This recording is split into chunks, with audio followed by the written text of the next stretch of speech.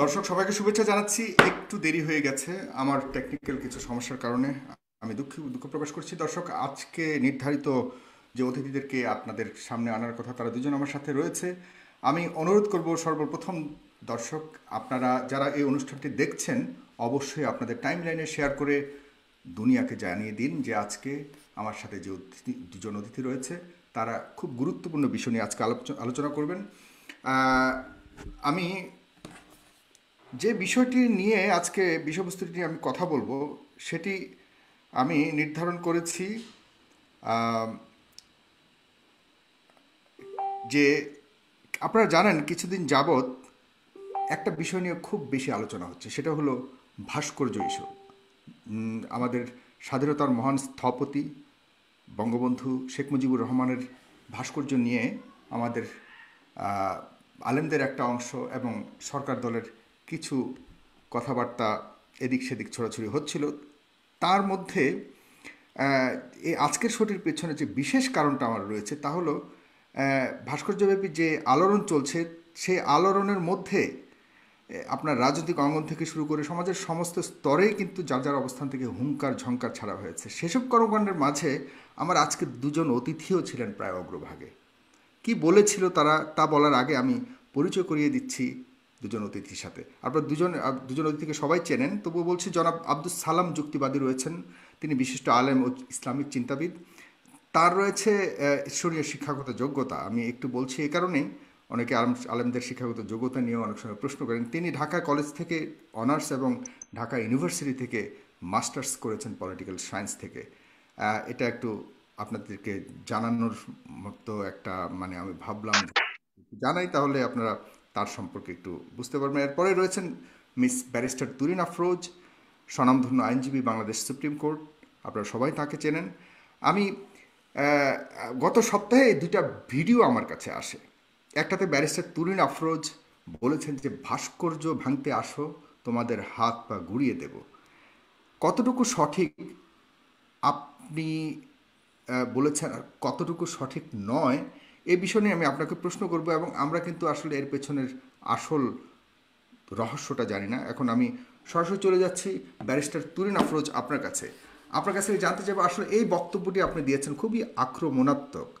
আপনি কেন বলেছেন এবং কি যুক্তি রয়েছে আপনার এটা বলার পেছনে? এমন এই ধরনের কর্মকাণ্ড যদি করে কেউ, আপনি বলতে পারেন কিনা একজন আইনজীবী হয়ে যে আলেমদের হাত পা গুড়িয়ে দেবেন, নাকি এর পেছনে অন্য কোনো কারণ রয়েছে যেটা আপনি বলেছেন সেরকম কিছু না? ব্যারিস্টার তুরিন আফরোজ, আপনাকে দিয়ে শুরু করছি আজকের আলোচনার সূত্রপাত। আহ ধন্যবাদ সাগর আপনাকে। ধন্যবাদ মৌলানা সালাম আজকে এখানে আসবার জন্য সবাইকে, আর সমস্ত দর্শকদের শুভেচ্ছা এবং আসসালামু আলাইকুম। আচ্ছা, আমি সরাসরি প্রশ্নের উত্তরে চলে যাই। আমার যে ভিডিওটি রয়েছে সেই ভিডিওটি কিন্তু সবখানে দেখতে পাওয়া যাচ্ছে। আলেমদের হাত গুড়িয়ে দিব এই ধরনের কোনো কথা, মানে আলেমদেরকে হঠাৎ করে আলেমদেরকে দেখলেই আমি হাত গুড়িয়ে দেব, এই ধরনের কথা কিন্তু ভিডিওতে বলা হয়নি। যে কথাগুলো বলা হয়েছে সেটি একটু ভালো করে যদি দেখেন, সেখানে বলা আছে যে ইসলামী শাসনতন্ত্র নিয়ে যদি কেউ স্বপ্ন দেখেন সেই স্বপ্ন আপনারা দেখতে পারেন, কারণ আমাদের সংবিধান অনুযায়ী চিন্তার স্বাধীনতা রয়েছে। সো কেউ যদি সেই চিন্তা করেন, সেই স্বপ্ন দেখতে পারেন, সেটা নিয়ে কোনো আপত্তি নেই। কিন্তু যদি কেউ মনে করেন এটিকে বাস্তবায়ন করবার জন্য বঙ্গবন্ধুর ভাস্কর্য ভাঙবেন, তাহলে কিন্তু আমরাও বসে থাকবো না, আমরাও সেখানটাতে আপনাদের হাত বুড়িয়ে দেব। এখন কথা হলো, এখানে ইসলামী শাসনতন্ত্র কি শুধুমাত্র আলেমরাই চাচ্ছেন? এরকম কোনো কথা বলা হয় নাই। খুব ভালো করে দেখবেন, এখানে দর্শকও যারা আছেন ভিডিওটি আরেকবার দেখুন, আপনাদের সকলের কাছে আছে আমার ভিডিওতে সুস্পষ্টভাবে এই কথাটি বলা আছে। এবং ভিডিওর যতটুকু অংশ অ্যাভেলেবেল আছে পুরো বক্তব্যে কিন্তু আমি এটাও বলেছি, আমি আলেম সমাজের বিরুদ্ধে নই, আমি ইসলামের বিরুদ্ধে নই। কিন্তু ইসলামী শাসনতন্ত্র যদি কেউ চাইতে পারেন, কিন্তু তার জন্য ভাস্কর্য ভেঙে আপনি সেইভাবে করবেন কাজটা, সেটা হবে না। আপনাকে তো সাংবিধানিক উপায়ে যেতে হবে, সাংবিধানিক অনুযায়ী ক্ষমতায় এসে সেটাকে চেঞ্জ করতে হবে, এবং সেটা আদৌ সম্ভব কিনা সংবিধানের সাথে খতে সেটা যে এখন সম্ভব নয়, সেটিও কিন্তু আমার বক্তব্য রয়েছে। সুতরাং এখানটাতে একেবারে আমাকে বলা যে আমি আলেম সমাজের হাত পুড়িয়ে দেওয়ার জন্য বের হয়েছি, আমার একটাই মাকসাদ, একটাই লক্ষ্য, যে আলেম আমি পৃথিবীতে রাখবো না, যেখানেই আমি আলেম দেখবো তাদেরকে আমি ধ্বংস করে দিব, শেষ করে দিব। এবং এই ধরনের যে প্রশ্ন, যে প্রশ্নগুলো সম্মুখীন হয়েছে, এবং এখানটাতে মৌলানা সালাম আছেন, তিনিও কিন্তু তার ভিডিওতে এই প্রশ্নের উত্তর দিয়েছেন। তো আমার জায়গা থেকে বলবার ব্যাপারটি হচ্ছে সাগর, এইটি ছিল সেই দিনের মুখ্য বিষয় যেটিকে বলা হয়েছে। আমি যেটা বলেছি সে কথাটি হচ্ছে এটাই, এটা ভিডিওতে ঠিক একই রকম ভাবে আছে। সেটা বুঝতে পেরেছি। জনাব আব্দুল সালাম, আপনি একজন বিশিষ্ট আলেম। আপনারা শান্তির ধর্ম ইসলামের বাণী প্রচার করেন, আপনারা ইসলাম প্রচারক।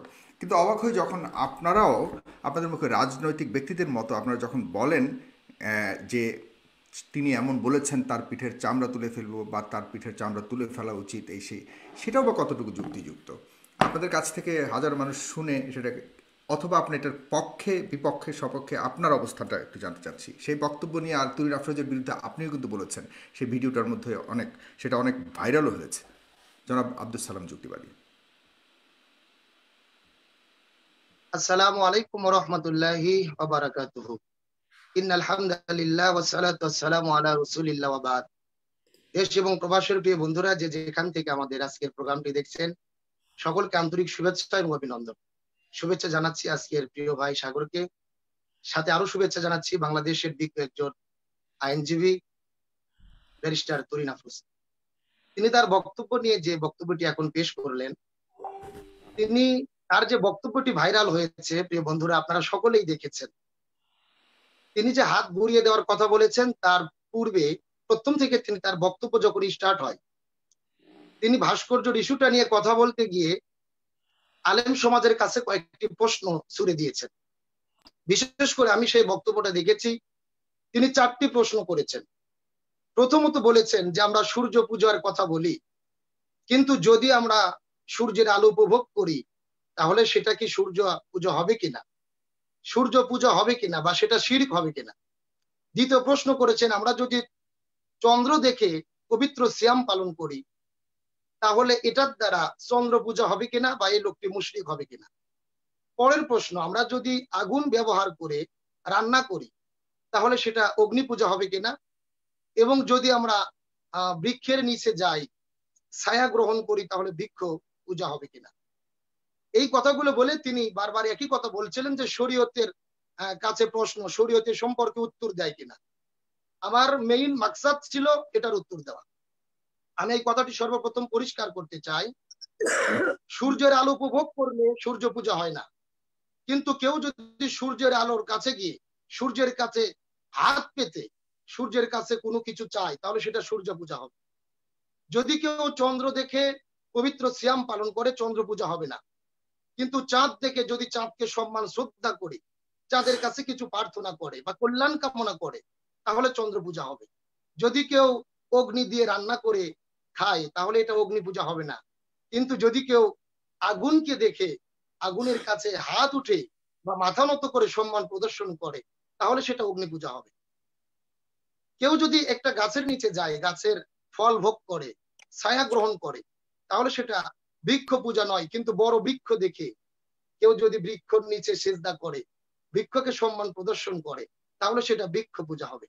একই রকম ভাবে তিনি এটার দ্বারা বঙ্গবন্ধুর ভাস্কর্য নিয়ে এসে যে কথাটি অ্যাড করতে চেয়েছেন, আমি এখান থেকে এটা বলতে চাচ্ছি, বাংলাদেশের স্বাধীনতার মহান স্থপতি বঙ্গবন্ধু শেখ মুজিবুর রহমান, যার ভালোবাসা আমাদের কলিজায় রয়েছেন, আমাদের অন্তরে রয়েছেন, বাংলাদেশের 18 কোটি মানুষের অন্তরে রয়েছেন।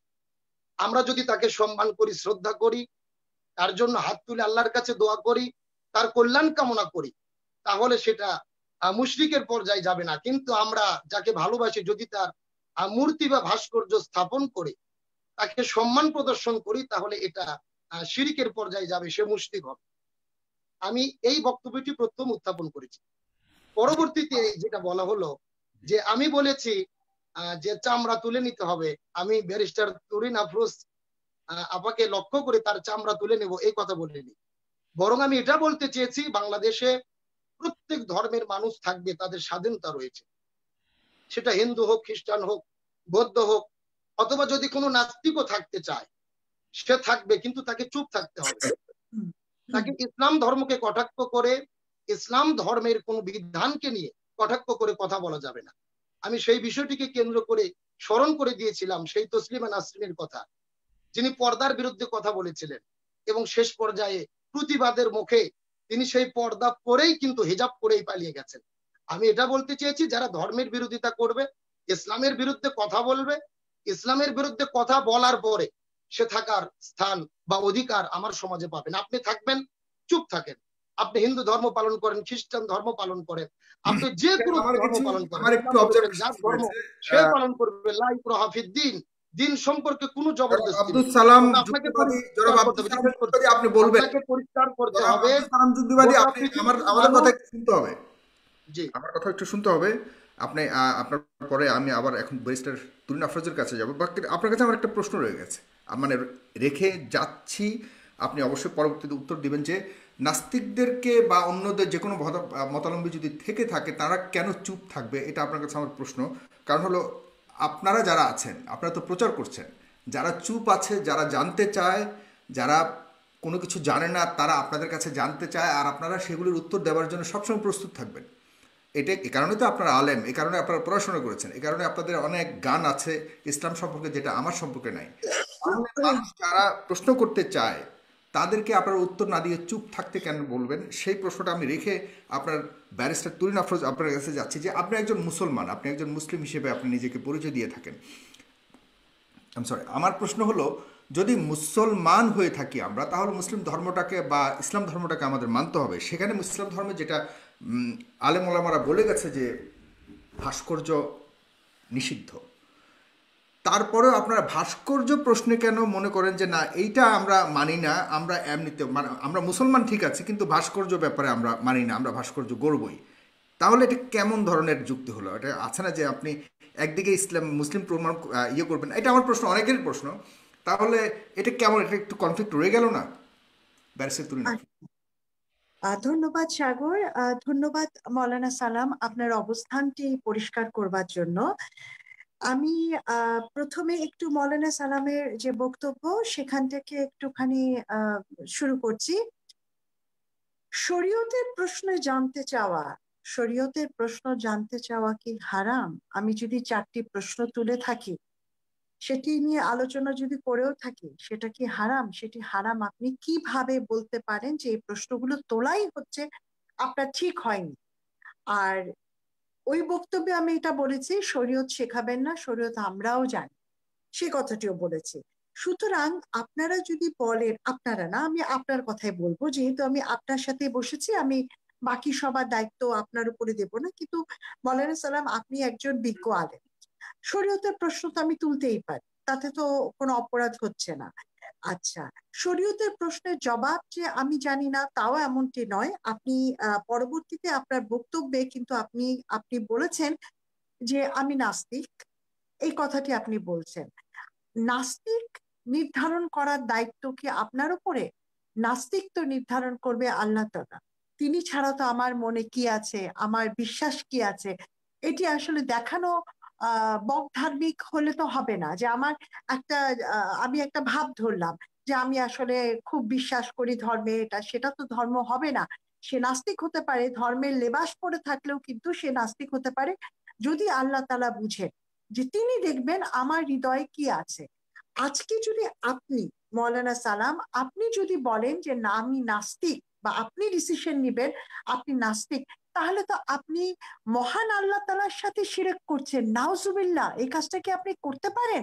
এই কাজটা তো আপনি করতে পারেন না, আপনাকে অপেক্ষা করে থাকতে হবে। সেটা প্রশ্ন আমি জানতে চাইবো আপনার কাছে। দ্বিতীয় যে বিষয়টি, যেটি সাগর আপনি তুলেছেন প্রশ্নটি, সেটি হচ্ছে ভাস্কর্য হারাম, এটা জানার পরে কেন ভাস্কর্য নিয়ে এত উতলা হচ্ছে?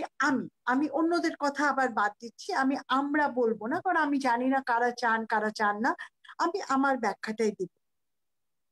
আমাদের পবিত্র কোরআন শরীফে বলা হয়েছে কোরআন শরীফটা পড়তে হবে, ইকরা বিসমি রাব্বিকা আল খালাক, প্রথমেই বলা হয়েছে যে এটাকে পড়ো, তোমার রবের নামে পবিত্র কোরআন শরীফটা পড়ো।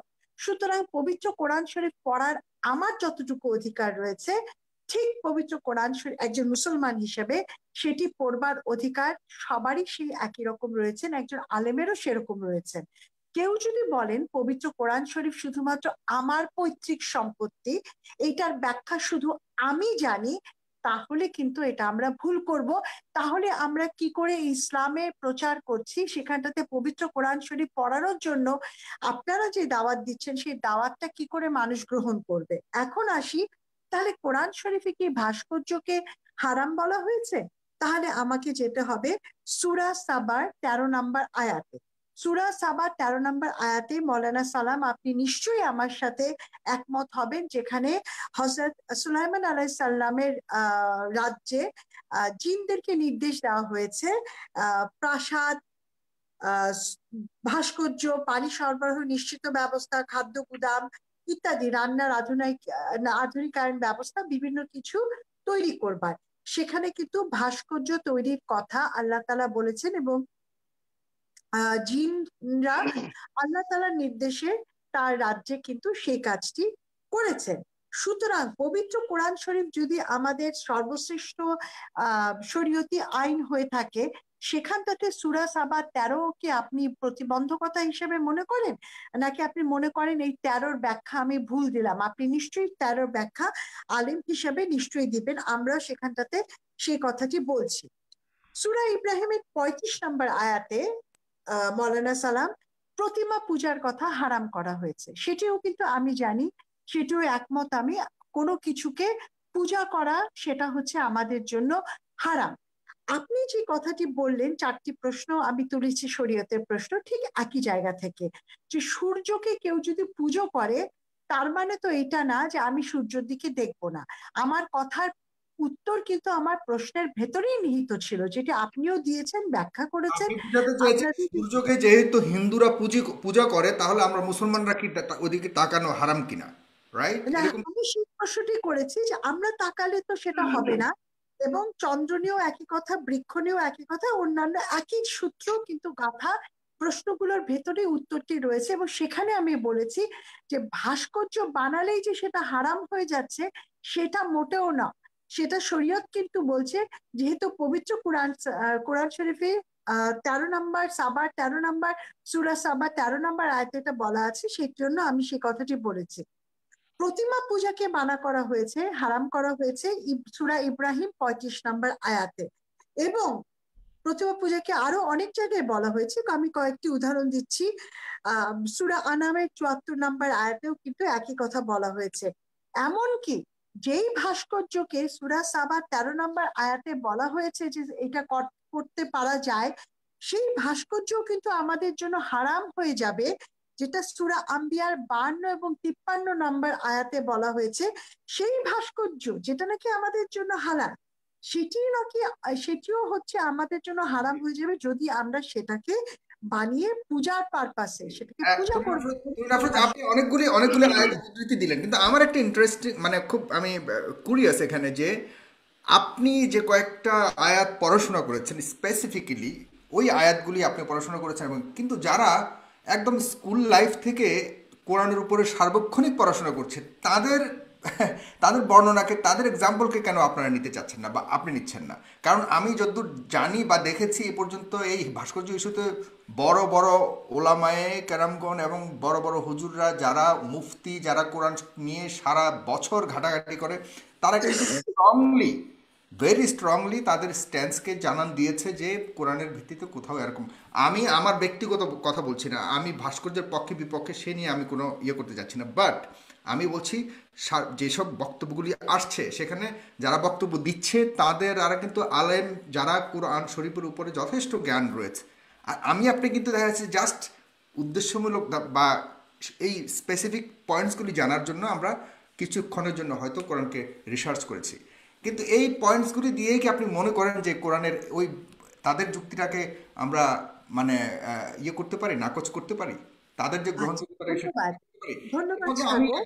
একজন কলারকে নিচ্ছি আজকে, দু তিনজন কলার নিব, আই মিন যারা দর্শক সারি থেকে দুজনকে নিব, যারা প্রশ্ন করতে আসছেন। আমি জানি না কাকে প্রশ্ন করবে, যারা প্রশ্ন করবেন তারা একটু দয়া করে আসুন, আপনারা অপেক্ষা করুন, আমি আপনাদেরকে একে একে ইয়ে করবো, 3 থেকে 4 জনকে নিব। অনেকেই আমাকে রিকোয়েস্ট করেছেন, সবাইকে নেওয়া সম্ভব না, বাট আমি রিকোয়েস্ট করবো আপনারা আপনাদের টাইম লাইনে শেয়ার করবেন এবং অন্যদেরকে দেখার সুযোগ করে দিবেন। জনাব মেহেদী হাসান, আপনি কানেক্ট করেছেন, শুনতে পাচ্ছেন আপনি? জনাব মেহেদী হাসান, আপনি কি শুনতে পাচ্ছেন আমাকে? হ্যাঁ, ব্যারিস্টার তুরিন আফরোজ, আপনি কিছু বলছেন, আমি এরপরেই যাচ্ছি, জাস্ট উইথিন ফিউ সেকেন্ডস, এরপরে আমি যাচ্ছি আব্দুল সালাম যুক্তি। আচ্ছা, আপনি বলেছেন যে যারা সারাদিন এটা নিয়ে পড়াশোনা করেন তাদের যে বক্তব্য সেটাকে মানতে আমার অসুবিধা কোথায়? না, তাদের বক্তব্য মানতে আমার একটুকু অসুবিধা নেই। আলেম সমাজের বিরুদ্ধে তো আমি নই। আর দেখেন, একজন আলেম আমাদের ধর্মের এই যে একটা জন্ম থেকে আজানটাও কিন্তু একজন হুজুর দেন, এবং শেষ বিছানায় যখন আপনি কবরে শুচ্ছেন তখনও কিন্তু আমাদেরকে সেই ধর্মীয় লোকটির কাছে কিন্তু যেতে হচ্ছে। সুতরাং তাদের বিরুদ্ধে আমি নই, কিন্তু যদি আমরা ভেবে থাকি আলেম সমাজ একেবারে ভুলের ঊর্ধ্বে, সে আলোচনাতে আমরা যেতে পারবো না, কিন্তু তাদেরকে ধর্মীয় প্রশ্ন বিষয়ে করতে আমাদের থেকে পারবো না। অনেক জ্ঞান বেশি রাখে, এটা আমাদেরকে হ্যাঁ, মানতে হবে, রাইট? হুম। সাগর, অবশ্যই ধর্মীয় বিষয়ে তাদের জ্ঞান রয়েছে। আপনি যদি মুসলিম উম্মার কথা বলেন, সেটা তো অনেক বড় উম্মা। এই উম্মা তো হচ্ছে পুরো পৃথিবীতে জুড়ে। তো পৃথিবী জুড়ে এতগুলো ইসলামী রাষ্ট্র আছে, পৃথিবী জুড়ে এতগুলো মুসলিম রাষ্ট্র রয়েছে, সেখানে তো ভাস্কর্য আম, হারাম বলা হয়নি, সেখানে তো ভাস্কর্য আমরা এই বানানো ব্যাপারটাকে তাহলে হয়েছে। আব্দুল তাহলে সালাম হচ্ছে যুক্তিবাদীর কাছে যাচ্ছি। জি, যুক্তিবাদী সাহেব আপনি বলবেন। হ্যাঁ, তুই আপনার কাছে আমি আবারও আসছি। আব্দুল সালাম যুক্তিবাদী, না, আপনি আমার বলবেন। আমার কথাটা শেষ করে নিতে হবে তো। আমি বলছি যে সেই পুরো বিশ্ব উম্মা যেখানটাতে একদিকে দাঁড়িয়ে আছেন, সেখানটাতে আমাদের এখানে কিছু আলেমরা, তারা যদি এটাকে হারাম বলেন, আমি তাহলে কার কথা শুনবো? আমি যদি না, তাদের তারা কি বিশ্বের নিজ থেকে হারাম সবচেয়ে বলছে, এই প্রশ্নটা, হ্যাঁ, নিজ থেকে হারাম বলছে নাকি হাদিস এবং কোরআনের আলোকে হারাম বলছে, এটা জানার জন্য আমরা আব্দুল সালাম যুক্তিবাদী আপনার কাছে আসছি, আপনি বলবেন দয়া নিশ্চয়ই করে। হ্যাঁ, নিশ্চয়ই নিশ্চয়ই। আপনার কাছে আবারও আসছি, আব্দুল সালাম যুক্তিবাদী বলবেন। জি, ধন্যবাদ আমাদের আপা তুরিন আফরোজকে। তিনি কয়েকটি প্রশ্ন আমাকে করেছেন। তিনি প্রথমে বলেছেন যে শরীয়তের প্রশ্ন তোলা কি অপরাধ কিনা।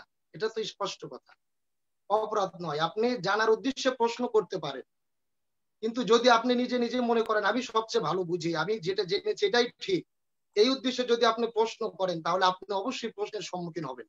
এবং আপনি প্রশ্ন তুলেছেন, আমি জাস্ট এটার উত্তর দিয়েছি, আর এর বাইরে কিচ্ছু বলিনি।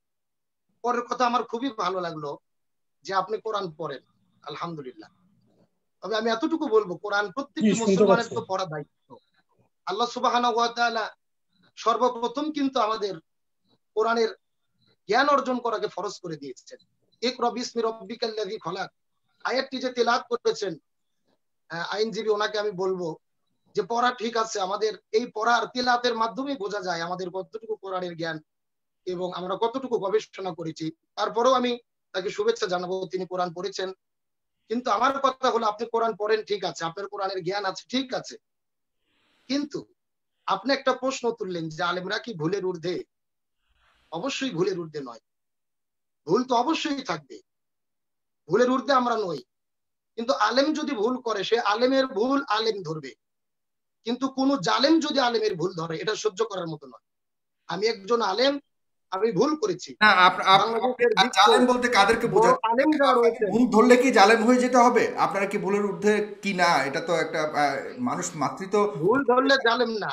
আমি বলতে চাচ্ছি, যাদের কোরআন হাদিসের জ্ঞান আছে, যাদের কোরআন সুন্নাহর সঠিক জ্ঞান আছে, মুফতি, মুহাদ্দিস, ফকিহ, এরা ভুল ধরবে। তার কারণ আপনি নিজেই তো এখনো সঠিকভাবে জানেন না, আপনি ভুল ধরবেন কেন? শুধু ওরাই পারবেন না তো, ভুল আপনি ধরবে কিছু এরকম জানেন, কোনো, আয়াত কিছু আছে জানেন না, যে শুধুমাত্র ওনারাই ভুল আপনি ধরবে? ভুল ভুল ধরতে পারবেন না।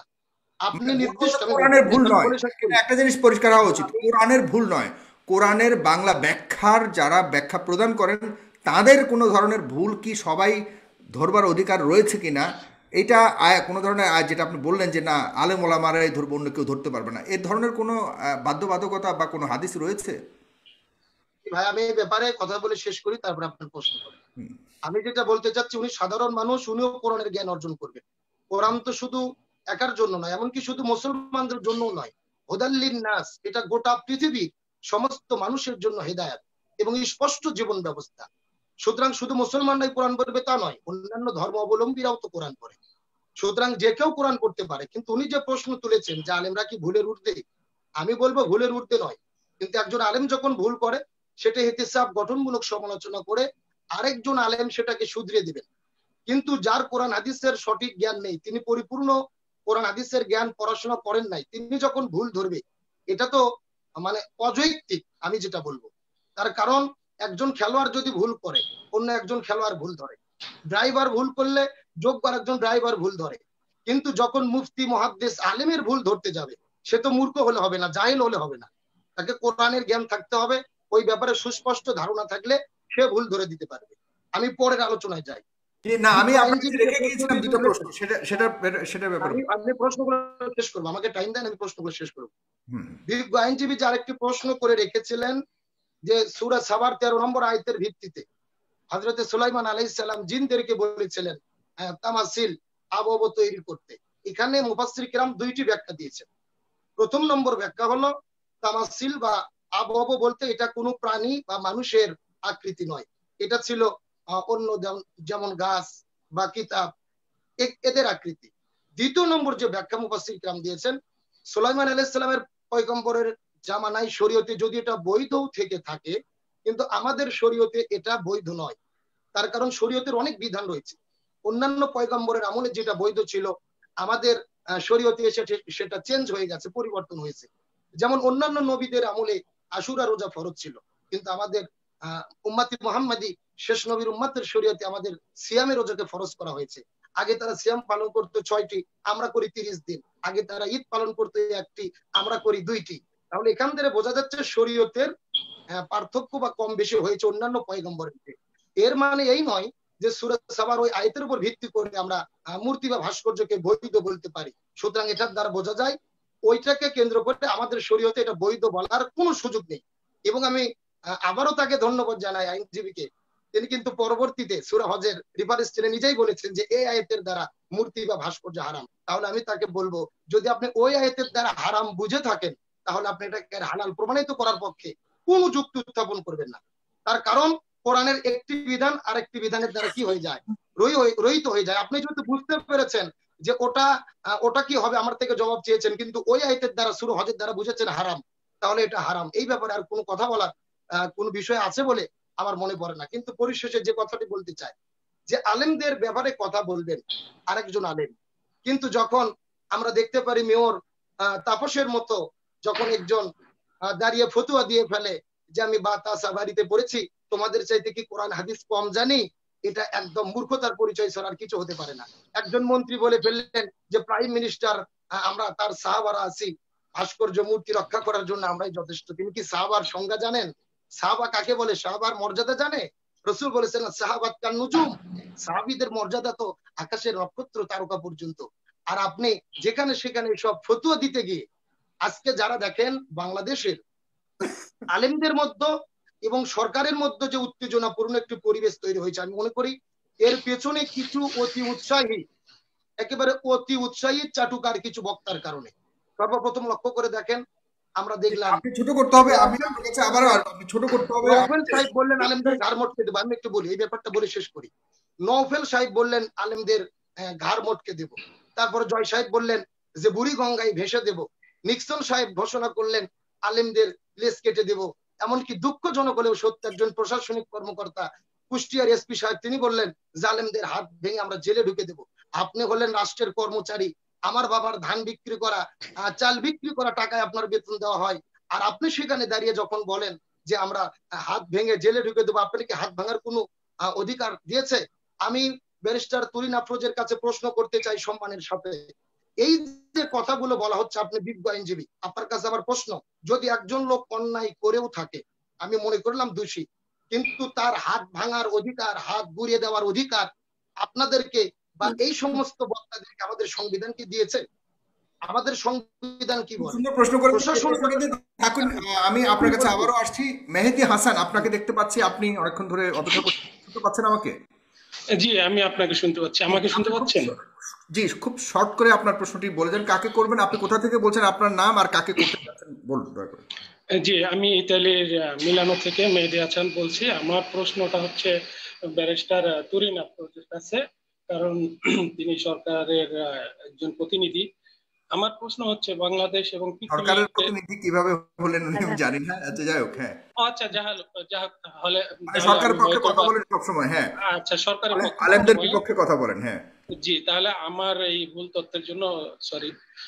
আমি যেটা বলতে চাচ্ছিলাম সেটা হচ্ছে বর্তমান বিশ্ব এবং বাংলাদেশ যেখানে করোনায় বিভক্ত সব মানুষগুলা এবং খুব খারাপ অবস্থা, সেখানে বাংলাদেশে জনগণের টাকায় এই যে মূর্তি, সারা দেশে মূর্তি বানানোর যেই পায়তারা চলতেছে, সেই টাকা দিয়ে যদি আমরা দেশের স্বাস্থ্য ক্ষেত্রে কাজে লাগাই তাহলে আমাদের আরো বেশি উপকার হয়। আরেকটা কথা হচ্ছে, যারা মূর্তি নিয়ে বর্তমানে খুব উৎসাহ প্রকাশ করছে, তারা নিজেদের টাকা দিয়ে মূর্তি বানাচ্ছে না, আমাদের টাকা, জনগণের টাকা দিয়ে মূর্তি বানানোর জন্য এত আগ্রহ কেন? আর একটা কোশ্চেন হচ্ছে, এই যে টাকাগুলো সবগুলো কিন্তু আমাদের টাকা, আমরা যারা বাইরে আছি, দেশে আছি, সব মানুষের টাকা। এবং বাংলাদেশের বেশিরভাগ মানুষই হচ্ছে ইসলাম ইসলাম ধর্ম অবলম্বী, এবং বাকি যারা আছে তাদেরকেও আমি সম্মান করি। বাট গণতন্ত্রের যেই উদ্দেশ্য সেটা হচ্ছে বেশিরভাগ জনগণ যেই দিকে কথা বলবে সেদিকেই সরকার এবং রাষ্ট্র কথা বলে, এটাই স্বাভাবিক। তাহলে আমার প্রশ্ন হচ্ছে, মানে কথা হচ্ছে এটাই যে এই জনগণের যে আকাঙ্ক্ষা, এবং আমরা সোশ্যাল মিডিয়া এবং বিভিন্ন জায়গায় দেখতে পাচ্ছি মূর্তির বিরুদ্ধেই বেশিরভাগ মানুষ, এটা মনে হয় বলার অপেক্ষা রাখে না। তারপরও কেন সরকার এই মূর্তির জন্য, মূর্তি বানানোর জন্য এত পায়তারা আপনি আপনার চলছে? প্রশ্ন আমরা বুঝতে পেরেছি। আপনি ভালো থাকুন, আপনি দেখতে থাকুন, লিভ নিয়ে নেন এখান থেকে, আর জি, অবশ্যই শেয়ার ধন্যবাদ। করবেন। আরেকজন দর্শক যুক্ত হয়েছেন, আমি অনেকক্ষণ ধরে ওরা ওয়েট করছিল। আমি দুজনের প্রশ্নটা নিয়ে নিচ্ছি, এরপর ব্যারিস্টার তুলে আপনার কাছে আমি আসছি। আপনি সরে যান, আমি আপনাকে রিমুভ করছি। জনাব ওকে, ওকে, ধন্যবাদ। আমি হতে জি, আমি ইশতিয়াক নামক একজনকে দেখতে পাচ্ছি। জনাব ইশতিয়াক, আপনি বলবেন কাকে প্রশ্ন করবেন এবং আপনার নাম, আপনি কোথা থেকে বলছেন বলে প্রশ্ন করুন দয়া করে। জি, আসসালামু আলাইকুম। ধন্যবাদ সাগর ভাই। আমি ইসহাক এবং আমি কেরানীগঞ্জ থেকে বলছি। তো আমার প্রশ্ন হচ্ছে তার কাছে, যেহেতু তিনি ভাস্কর্যের পক্ষে কথা বললেন, এই জন্য আমি ওনাকে কিছু প্রশ্ন করতে চাই। তো আমি জাস্ট একটু একটা হাদিস দেখাতে চাই ওনাকে। উনি যেহেতু কোরআনের আয়াত দেখিয়েছেন, আমি জাস্ট ওনাকে একটা হাদিস দেখাতে চাই, যেটা রাসূল সাল্লাল্লাহু আলাইহি ওয়াসাল্লামের হাদিস। আমি জানি না দেখতে পাচ্ছেন কিনা আপনারা, যদি দেখেন না, যে দেখতে হযরত পাচ্ছি। আপনি আপনি আলী বলুন, ইবনে, এটা সমস্যা হচ্ছে, নেই। আপনি হাদিসের আয়াত, হ্যাঁ এখন দেখতে পাচ্ছি, কিন্তু আমাদের আসলে পড়া সম্ভব না, জি জি, ওইরকম সময়ও নেই। আপনি দয়া করে আমি আমি আমি হাদিসের আমি বলে দিই, নাম্বার উল্লেখ করে বলুন আমি কি বলে বোঝাতে চেয়েছে, শর্ট করে বলুন।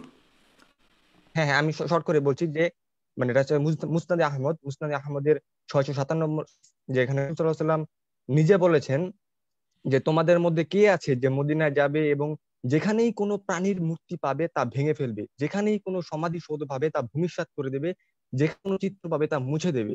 এটা হচ্ছে রাসূল সাল্লাল্লাহু আলাইহি ওয়াসাল্লামের হাদিস, ঠিক আছে? এবং আলী রাদিয়াল্লাহু আনহু বলছেন যে হ্যাঁ, এটা আমি করার জন্য রাজি আছি। তো রাসূল সাল্লাল্লাহু আলাইহি ওয়াসাল্লাম এখন আবার আবার এরপরে সহিহ বুখারীর হাদিস আছে 5950 নম্বর হাদিস, এখানে বলা হয়েছে যে প্রতিকৃতি তৈরিকারী, ভাস্কর বা চিত্রকর শ্রেণী হলো ওই লোকদের অন্তর্ভুক্ত কিয়ামত দিবসে সবচেয়ে কঠিন শাস্তি প্রদান করা হবে। তাহলে এখন কথা হচ্ছে, যদি ইসলামে ভাস্কর্য জায়েজ হয়ে থাকে, সেটাকে যদি পূজা নাও করা হয়, সেটা যদি জায়েজ হয়ে থাকে, তাহলে রাসূল সাল্লাল্লাহু আলাইহি ওয়াসাল্লাম কেন এই কথাটা বললেন? রাসূল সাল্লাম কি আমাদের কোরআন বোঝেন নাই? মানে আমরা কি রাসূল সাল্লাল্লাহু আলাইহি ওয়াসাল্লামের চেয়ে বেশি এক্সপার্ট হয়ে গেছি? বা তুরিন আফরোজ আপা কি কোরআন কি রাসূল সাল্লাল্লাহু আলাইহি ওয়াসাল্লামের চেয়ে বেশি বোঝেন? এটা হচ্ছে আমার প্রশ্ন। জি, ধন্যবাদ। আপনি দেখতে থাকুন। ধন্যবাদ আপনাকে। আমি আপনাকে এখান থেকে রিমুভ করছি। দর্শক, আপনারা অবশ্যই শেয়ার করবেন, আর আমাদের যে ইউটিউব চ্যানেলটি আছে সেটাকে অবশ্যই সাবস্ক্রাইব করবেন, তাহলে আপনারা পরবর্তীতে এই অনুষ্ঠানটি আবার শুরু থেকে দেখতে পারেন। ব্যারিস্টার তুমিন আফরোজ, আপনার কাছে সবাই প্রশ্ন করে আপনাকে কেন সবাই আলেমদের বিরুদ্ধে মনে করে। আমি যতদূর জানি আপনি একটা হাফেজা মাদ্রাসা পর্যন্ত করেছেন এবং সেখানে আপনি সবসময় যান, আপনার অনেক ছবি দেখতে পাই। আপনাকে কেন বিরুদ্ধে মনে করে? আপনাদের প্রগতিশীলতার আড়ালে কেন আলেমদের বিরুদ্ধাচরণ করা হয়? তার মানে কি প্রগতিশীলরা মুসলমান নয়?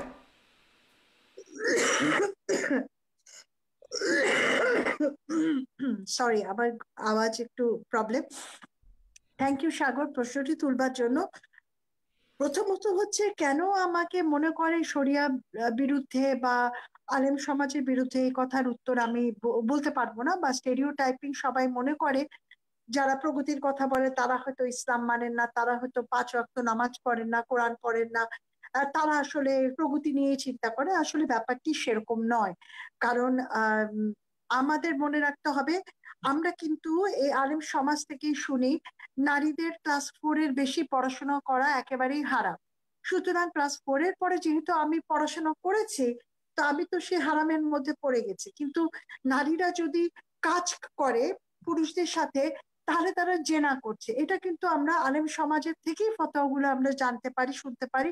সবাই আমরা জানি এটা কে কোথায় কবে বলেছে, কিভাবে বলেন, এবং অনেকে ওয়াজে তারা এই কথাটা বলেন নারীদের কথা। তাহলে বিবি খাদিজা তিনি কিন্তু আমাদের মহানবীকে চিনেছেন ব্যবসায়িক সূত্রে। তিনি একজন বড় এন্টারপ্রেনিয়ার ছিলেন সেই সময়, সেই নারী। সো সেখানটাতে সেই নারীর জ্ঞান অর্জন, মানে হ্যাঁ ক্লাসের পড়ালেখা, ক্লাস 4 একটা আলাদা কথা, আর এনলাইটেন যদি না হতেন উনি এত বড় ব্যবসা কি করে দেখেছেন, এবং কি করে উনি নবীজিকেই পছন্দ করে তাকে দায়িত্ব দিয়েছেন ব্যবসা নিবার জন্য, এই জায়গাগুলো কিন্তু আমরা চিন্তা করি না।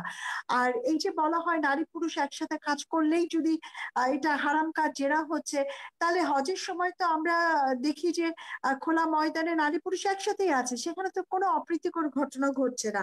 সুতরাং কেন মনে করে আমি সেই মাইন্ডসেট নিয়ে চেঞ্জ করতে পারবো না, এটা আমার ইস্যু না। আজকে আমি কতগুলো প্রশ্ন এখানে যেগুলো উত্থাপিত হয়েছে এবং প্রশ্ন করেছে সেগুলোর উত্তর দিয়ে যাচ্ছি। প্রথমে হচ্ছে মৌলানা সালাম, আপনি আপনার বক্তব্যে আপনি বলেছেন যে ব্যাখ্যা করেছেন যে কিভাবে সূরা সাবার সব কথাই না, এবং একই সুরে আমাদের প্রশ্নকর্তাও কেরানীগঞ্জ থেকে ইশতিয়াকও সেই কথাটি বললেন। আমি কিন্তু আপনাদের সাথে আহ কিছু জায়গায় একমত। সেটি হচ্ছে যে ভাস্কর্য যদি পূজার উদ্দেশ্যে, ইবাদত করবার উদ্দেশ্যে বানানো হয় তাহলে সেটা হারাম, সেটা আমাদের বলা হয়েছে। এবং আমরা কিন্তু প্রায় ভুল করছি। 3টি শব্দ ব্যবহার করা হয়েছে পবিত্র কোরআন শরীফে। তামাসিল সেটা হচ্ছে ভাস্কর্য, দুমিয়া যেটা হচ্ছে পুতুল, পুতুল নিয়ে বিবি আয়েশা খেলতেন, এবং আসনাম বা প্রতিমা। এই ভাষাগুলো আরবিক শব্দ থেকে সরাসরি যদি আমরা গ্রহণ করি তাহলে আমরা সেগুলোর অর্থগুলো কিন্তু দেখতে পাবো, জানতে পারবো যে এগুলোর ভিতর ভিন্নতা রয়েছে। সুতরাং যদি আজকে আপনার বক্তব্য মৌলানা সালাম, আপনার বক্তব্য আমি গ্রহণ করি, আমি মেনে নিচ্ছি যে আপনি বলেছেন যে একজন আলেম যদি ভুল করেন সেটি শুধু আলেমই তার ভুল ধরবে, কিন্তু আলেমদের উপরে পবিত্র কোরআন শরীফ নির্ভর করবে, হাদিস নির্ভর করবে, এই কথাটা কোথায় আছে এটা যদি শুধু আমাকে একটা বার দেখান, আমি আজকে আপনাকে স্যালুট জানিয়ে এখান থেকে বিদায় নিব। যে এইটি কোথায় আল্লাহ তাআলা বলেছেন? আল্লাহ তাআলা তো সবাইকে পড়তে বলেছেন। আমি 12 বছর বয়সের মধ্যে 7 বার পবিত্র কোরআন শরীফ খতম করেছি। সুতরাং আপনি কি আমার জ্ঞানের কোনো দাম দিবেন না? আপনি পলিটিক্যাল সায়েন্সে অনার্স মাস্টার্স করেছেন, আমি কি বলবো যে না আপনি তো আলেম, আপনি এখন পলিটিক্যাল সায়েন্স নিয়ে কথা বলবেন না? এটা কোথায় লেখা আছে যে আলেম সমাজই শুধুমাত্র কোরআন শরীফ নিয়ে কথা বলবে? আর যদি তাই হয়ে থাকে তাহলে পৃথিবীর অন্য দেশে কি করে সেখানটাতে ভাস্কর্য রয়েছে? আপনি বলছেন প্রাণীর ভাস্কর্য বানানো যায় না, পৃথিবীর সমস্ত দেশে, ইসলামিক কান্ট্রিগুলোতে, মুসলিম রাষ্ট্রগুলোতে কি করে প্রাণীর ভাস্কর্য রয়েছে সেটা আগে আপনারা বলেন। তাহলে কি আপনারা আলেম না, ওনারা আলেম? নাকি ওনারা আলেম না, ওই দেশে কোনো আলেম নেই, আলেম সব বাংলাদেশে বসে আছে? এই প্রশ্নটি আমি করলাম। আপনি বললেন যে শুধুমাত্র জীবজন্তুর এদের প্রাণ আছে, এদের বানানো যাবে না। আজকে তো সায়েন্সের যুগে গাছেরও প্রাণ আছে, গাছও তো সেজদা করে। শুধু সায়েন্সের কথা না, আমার কোরআন শরীফে কি সেটি নাই যে গাছও সেজদা করে? তাহলে গাছের যদি ভাস্কর্য বানানো হয় সেটাকে আপনি কিভাবে বৈধতা দিতে পারেন? আর আমি কিন্তু একটি প্রশ্নের উত্তর পাইনি মৌলানা সালাম, সেটি হচ্ছে আপনি আপনার বক্তব্যে আমাকে নাস্তিক বলেছেন। আপনি কি করে বিচার করবার এই দুনিয়াতে, কিভাবে আপনি আমাকে নাস্তিক বলতে পারেন? কিসের উপর ভিত্তি করে? এই ক্ষমতা আপনাকে আলেম হওয়ার পরে যদি কেউ দিয়ে থাকে তাহলে সে নাস্তিক, আর আস্তিকের যে সিদ্ধান্ত সেটি পবিত্র মহান আল্লাহ তাআলা ছাড়া আর কেউ ডিসিশন নিতে পারে না। সুতরাং এটা হচ্ছে মৌলানা সালামের কাছে প্রশ্ন। মেহেদী হাসান ইটালি থেকে প্রশ্ন মহান করছে। আল্লাহ তাআলা তো নাস্তিকতার বিবরণ দিয়ে রেখেছে, আমি যতদূর জানি যে হাদিস কালামে দিয়ে রেখেছে। সেই অনুযায়ী কেউ যদি এটাকে বরখেলাপ করে তাহলে সেই নাস্তিক হিসাবে গণিত হবে। তো মহান আল্লাহ তাআলা তার নিজে এসে বলবে না তুমি নাস্তিক হয়েছো, এটা তো আর না, এটা সুযোগও এটা নেই। আস্তিক না নাস্তিক সেটা ডিসিশন আল্লাহ তাআলা নিবেন। কার বিশ্বাসটি কি? আমাদের ফিকরা 73 আছে, তার ভিতরে একটি শুধু বেহেশতে যাবে, বাকি তো 72 এখন তো যাবে কোরআন না। শরীফের যে তাহলে বিধিবিধান রয়েছে সেটাকে বরখেলাপ, সেটাকে যদি কেউ ব্রিচ করে, সেটাই তখনই তো সে কোরআনের বিরুদ্ধে চলে যাবে, এবং তখনই সে না, নাস্তিকতা নাস্তিক মানে নাস্তিকতা একটা জিনিস, নাস্তিকতা আলাদা জিনিস। আমি বলছি যে কোরআনের বিরুদ্ধে। Sorry sorry, I must tell one thing. নাস্তিকতা মানে বিধিবিধানকে ভঙ্গ করা নয়। না না না, আমি, হ্যাঁ ঠিক আছে, you are right, very much right. নাস্তিকতার আল্লাহর অস্তিত্বকে বিশ্বাস করে না। মোদ্দা কথাই ওটাই, আল্লাহর আমি অস্তিত্বকে মোদ্দা বিশ্বাস করি। কথাই ওটা, আমি মোটা দাগে বলতে চাচ্ছি যে আসলে নাস্তিকতা বা ইসলামের বিরুদ্ধে কথা বলা মানে তখনই এটা আসে আমাদের মনে প্রশ্ন যে সে ইসলাম বা ইসলাম ধর্মকে সে মানে না, বা ইসলাম ধর্মের কোনো কিছুকে সে ফলো করে না, তখনই আমরা অনেকটাই এক কথাই বলি নাস্তিক। নাস্তিকতার ডেফিনিশন অনেকভাবেই আছে, বা অনেকভাবে বলতে কি মানে নাস্তিকতার ডেফিনিশনের পাশাপাশি আমরা ইসলামের বিরুদ্ধে কথা বলি, এটাকে একটা সংস্কৃতি হয়ে গেছে যে আমরা তাকে নাস্তিক বলি, কিন্তু সেখানে অনেক ক্যাটাগরিক্যাল ব্যাপার স্যাপার রয়েছে, আমি সেটা বাদই দিলাম।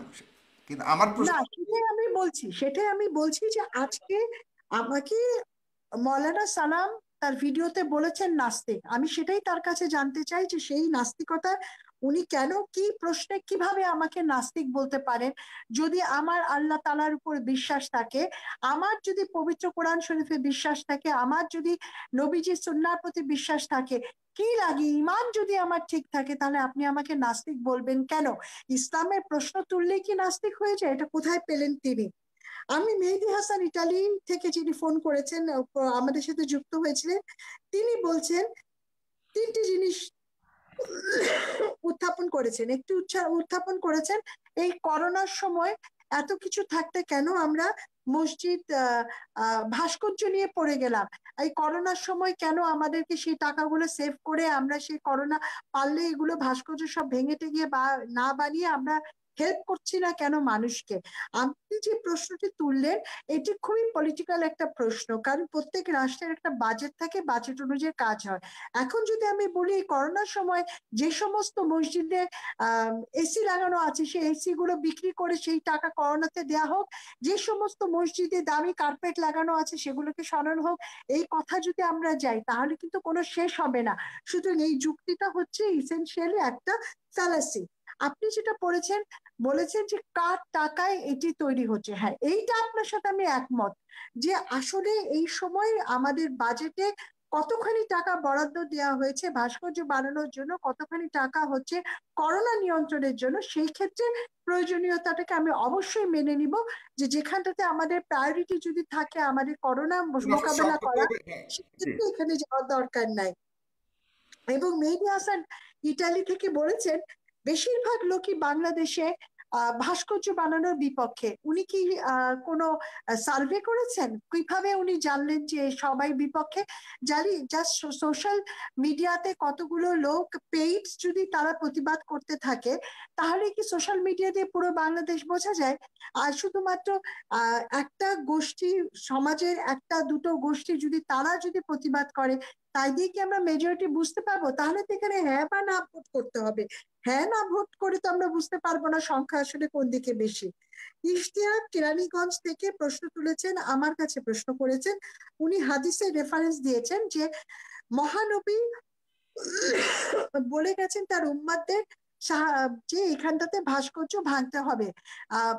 হাদিসের অনেকগুলো ব্যাখ্যা রয়েছে, তবে আপনাকে আমি সেগুলোর ব্যাখ্যা রেফারেন্স অনুযায়ী এখন না বলে আমি যেটুকু বলবার চেষ্টা করছি, আপনি দেখান তো ইসলামে হযরত মুহাম্মদ সাল্লাল্লাহু আলাইহি সাল্লাম উনি উনার মৃত্যুর পরে উনার সাহাবীরা যেখানে যেখানে ইসলাম পত্তন করেছে কোথাও যে কি ভাস্কর্য তারা ভেঙেছে কিনা একটা উদাহরণ দিবেন, আমি মেনে নিব যে আপনার কথাটি ঠিক। যেখানে পবিত্র কোরআন শরীফ আছে, আপনি বলছেন আপনি কোরআন দেখালেন, আমি হাদিস দেখাবো। ভাস্কর্য এবং মূর্তি কিন্তু মহানবী সাল্লাল্লাহু আলাইহি ওয়াসাল্লাম নিজেই ভেঙেছেন, মক্কা শরীফের ভিতরে থাকে সেগুলিকে। হ্যাঁ, আচ্ছা যাই হোক, আমরা আমরা তো হাদিস দিয়ে আটকানো যায় না। পবিত্র কোরআন শরীফের সাথে উপরে আপনি হাদিস নিয়ে যাচ্ছেন। ইশতিয়াক, আপনি কি করছেন? আপনি কি বুঝেন ধর্ম কি? আপনি কি বুঝেন যে আপনি শিরক করছেন? আপনি হাদিসের কথা উপরে নিয়ে যাচ্ছেন পবিত্র কোরআন শরীফের। নাউজুবিল্লাহ। আপনার প্রশ্নের উত্তর আমার মনে হয় আপনি পেয়ে গেছেন। জি জি, আপনাকে অনেক ধন্যবাদ ব্যারিস্টার তুরিন আফরোজ। আব্দুল সালাম যুক্তিবাদী, আপনি বলবেন দয়া করে। জি ভাই, আমি এখন আপনাকে বলবো, অনেকগুলো প্রশ্ন এসেছে, আমাকে একটু সময় দেবেন। এগুলোর যথার্থ জবাব না দিলে আমার মনে হচ্ছে যে আমাদের শ্রোতারা বিষয়টা বুঝতে পারবে না। ছোট ছোট করে যদি সবগুলো বলেন তাহলে আমরা টাইমের ভিতরে আমি একটা একটা করে বলবো, আপনি একটু সময় দেন। আমি তুরিন আফরোজ আপাকে বলবো, উনি যেটা বলেছেন যে ক্লাস 4 এর পরে আর পড়া যাবে না মেয়েদের, মহিলাদের, এটা যে আলেম বলেছে উনি কার কাছে শুনেছে আমি জানি না, তবে এটা সম্পূর্ণ শরীয়ত বিরোধী কথা। এটা কোরআন হাদিসের কোথাও লেখা নেই যে নারীরা শিক্ষা অর্জন করতে পারবে না। হ্যাঁ, শিক্ষা অর্জন করতে পারবে, মহিলারা পড়তে পারবে, চাকরি করতে পারবে, ব্যবসা বাণিজ্য, অফিস আদালত সব করতে পারবে, তবে শর্ত হচ্ছেন হেজাব সহ করতে হবে। আল্লাহ সুবহানাহু ওয়া তাআলা বলেছেন ওয়াকরনা ফি বুয়ুতিকুন্না ওয়ালা তাবাররাজনা তাবাররুজাল জাহিলিয়াতিল উলা, যে তোমরা হিজাব পরা ছাড়া বেপরদা অবস্থায় তোমরা ঘর থেকে বের হয় না। আপনি পড়তে পারবেন, মেয়েরা পড়তে পারবে, কিন্তু তাদের পর্দার সহিত সেই ব্যবস্থা রাখতে হবে যেখানে হেজাব পরিত অবস্থায় তারা শিক্ষা অর্জন করবে। তারা যেতে পারবে বাজারে কিন্তু পর্দার মধ্য থেকে, তারা চাকরি করতে পারবে কিন্তু পর্দার মধ্য থেকে। আমি আশা করি বিষয়টি আপনি বুঝতে পেরেছেন।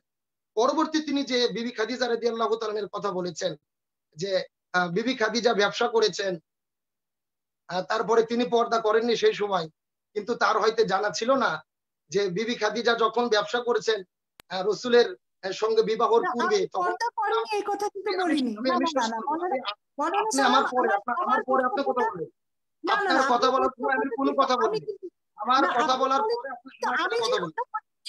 আমি বলি আপনার হয়তো জানা ছিল না বিবি খাদিজা যখন ব্যবসা করেছেন তখন আপনি ভুল ব্যাখ্যা দিচ্ছেন। আমি তো সে কথা বলি নাই, আমি বলেছি উনি কাজ করেছেন। হিজাব নিয়ে কথা আপনি তুলেছেন, হিজাব নিয়ে কথা আমি তুলিনি। এটা সম্পূর্ণ হাস্যকর। এই বিষয়টি আপনার জানা ছিল না যে তখন পর্দার বিধান নাজিল হয়নি, এবং রাসূলের সঙ্গে বিবাহ হওয়ার তো আরো 15 বছর পরে সেই আল্লাহর পক্ষ থেকে রিসালাত আসলেন, তারপরে একে একে বিধান আসলেন, তারপর বিধান মানার ব্যাপার আসলো। পরবর্তীতে তিনি যেটা বলেছেন যে ভাস্কর্য আমরা যদি সম্মান প্রদর্শন না করি, পূজা না করি, এমনিতেই বানানো যাবে, এটা তিনি বলেছেন। আমি এখানে বলতে চাই যে পৃথিবীর মূর্তি বা ভাস্কর্যের সর্বপ্রথম ইতিহাস হলো হযরতে নূহ আলাইহিস সালামের জামানায়। সেই সময় নূহ আলাইহিস সালামের সম্প্রদায়ের কিছু লোকেরা সেই আমলের 5 জন সম্মানিত ব্যক্তির আবহ তৈরি করেছিলেন, রেখেছিলেন, কিন্তু ধীরে ধীরে দেখা গেল তার আস্তে আস্তে সেটাকে সম্মান করলেন, তারপরে গলায় মালা দিলেন, তারপরে আস্তে আস্তে ধীরে ধীরে সেজদা শুরু করলেন। কিন্তু আমরা যে আজকে ভাস্কর্য তৈরি করে দিনে দিনে সেটা সম্মান করব না, তাকে যে আমরা তার উপরে আসক্ত হব না, এটার গ্যারান্টি কি? আমরা তো বর্তমানে যেটা দেখতে পাচ্ছি যে এরকম ভাস্কর্যের গলায় মালা দেওয়া, আবার বিভিন্ন দিবসে তাকে সম্মান করা, আজকে তো আমরা আশঙ্কা করছি সেই নূহ নবীর জামানার মতো এরকম ভাবে আমাদের দেশের মানুষেরা সেই শিরিক এর দিকে ধাবিত হচ্ছে। সুতরাং এই বিষয়টি এখান থেকে পরিষ্কার। পরবর্তীতে তিনি যেটা বলেছেন যে পৃথিবীর বিভিন্ন দেশে ভাস্কর্য আছে। আমি তার ব্যাপারে একটি কথা বলতে চাই। আপনি যে দেশগুলোর কথা বলছেন, ইসলামিক কান্ট্রি, সৌদি আরব বলেন বা আপনি ইন্দোনেশিয়া বলেন, যে যদি বলেন সেই দেশগুলোতে ভাস্কর্য আছে, আপনারা তো এটা বলেন, কিন্তু ওই দেশগুলো যে কোরআনের আইন আছে, কোরআনের বিধান দিয়ে সমাজ চলে, চুরি করলে চোরের হাত কেটে দেওয়ার বিধান আছে, কেউ যদি ভাইয়ের সম্পদ আত্মসাৎ করে, মায়ের সম্পদ আত্মসাৎ করে বাড়ি থেকে বের করে দেয়, ভাইয়ের টাকা লুট করে, চুরি করে, তার যে হাত কেটে দেওয়ার বিধান ওই দেশে আছে, সেটা তো পরের ব্যাপার, সেটা আরেকটা ব্যাপার। কিন্তু এটা মানেন আমি বলি আপনারা যেটা দেখেন যেটা অন্য দেশের সংস্কৃতি বাংলাদেশে আনলে ইসলাম বিরোধী হবে সেটার পক্ষে কথা বলেন, কিন্তু অন্য দেশে কোরআনের আইন আছে, কোরআন দিয়ে সমাজ চলে, কোরআন দিয়ে বিচার হয়, সেটা কেন আমাদের দেশে চান না? তার মানে এখান দ্বারা বোঝা যাচ্ছে আপনারা সুবিধাবাদ হিসেবে এই কথাগুলো বলেন। সর্বশেষ আমি ওনাকে বলতে চাই যে নবী সাহাবীরা মূর্তি ভাস্কর্য ভেঙেছেন, কোথাও প্রমাণ নেই। ওই ভাই যে ভাইটি প্রশ্ন করেছেন তাকে বললেন, আপনি তো তাহলে এটা জানেনই না। রাসূল করিম সাল্লাল্লাহু আলাইহি সাল্লাম যখন মক্কা বিজয় করলেন, সেই তো মক্কা ঘরের মধ্যে 360টি মূর্তি ছিলেন, রাসূল কাবা ঘরের মধ্যে ঢুকলেন না। সাহাবীরা জিজ্ঞেস করলেন, ইয়া রাসূলুল্লাহ আপনি কেন কাবা ঘরের মধ্যে ঢুকবেন না? রাসূল বললেন 360টি মূর্তি আছে, যতক্ষণ না এই মূর্তিগুলো বের না করা হবে, ভেঙে ফেলা না হবে, ততক্ষণ আমি নবী কাবা ঘরে ঢুকবো না। এখান দ্বারা বোঝা যায় রাসূল করিম সাল্লাল্লাহু আলাইহি সাল্লাম এর জামানায় মূর্তি ভাঙা এবং ভাস্কর্য বিরোধী শরীয়ত, এটা সম্পূর্ণ দলিল ভিত্তিক এটা করেছেন, এবং এটা কখনো জায়েজ হতে পারে না। এবং পরিশেষে আমি যে দলিলগুলো আপনাদের মধ্যে উত্থাপন করতে চাই, যে প্রিয় ভাইটি একটি ফোন করে দলিল দিয়েছেন মুসলিম শরীফের 669 নম্বর হাদিস, যে রাসূল বলেছেন যে সমস্ত মূর্তি ভাস্কর্য এমনকি উঁচু কবরগুলোকে তোমরা সমান করে দাও, এটা মুসলিম শরীফের 669 নম্বর হাদিস। আবু দাউদ শরীফের 4158 নম্বর হাদিস, রাসূল করিম সাল্লাল্লাহু আলাইহি সাল্লামের ভাষায় হযরতে জিবরাইল আমিন আলাইহিস সালাম এসেছেন, কিন্তু তার ঘরে বা ঘরের দরজায় মূর্তি ভাস্কর্যের আবহ প্রকৃতি দেখে তিনি ফেরত চলে গেছেন। তার মানে এখান থেকে পরে হাদিসের রাসূল বলেছেন যে যেখানে মূর্তি থাকে, ভাস্কর্য থাকে, সেখানে আল্লাহর রহমতের ফেরেশতা আসে না।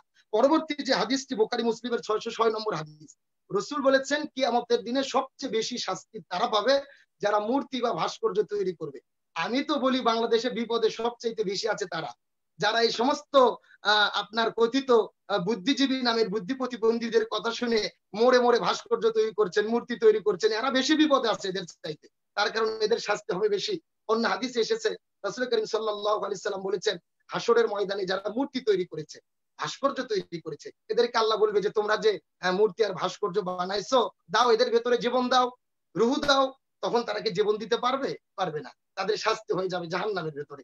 সুতরাং এতগুলো হাদিস এবং কোরআনের রেফারেন্স পাওয়ার পরেও যারা ভাস্কর্যকে বা মূর্তিকে জায়েজ প্রমাণ করতে চায়, আমার মনে হয় নিঃসন্দেহে এটা জোরাজুরি বা তাদের কোনো স্বার্থন্বেষী, কোনো স্বার্থের জন্য বা কারো মনোরঞ্জন করার জন্য বা কারো চাটুকারিতা করে একটু পপুলারিটি হওয়ার জন্য, আমার মনে হয় তাছাড়া আর কিছুই নয়। আমি আগের যেই কথাটি ফিরে যেতে চাই যে এসপি সাহেব সহ যারা আজকে আলেমদের এই ভাস্কর্য ইস্যুতে রাগান্বিত হয়ে আলেমদের ঘাড় মটকে দিতে চালেন, বুড়িগঙ্গায় ভেসে দিতে চালেন, আলেমদেরকে লেজ কেটে দিতে চালেন, আবার নিক্সন সাহেব তো বলেছিলেন যে আসেন মাঠে খেলা হবে, এমন ভাষাও তো ব্যবহার করেছেন।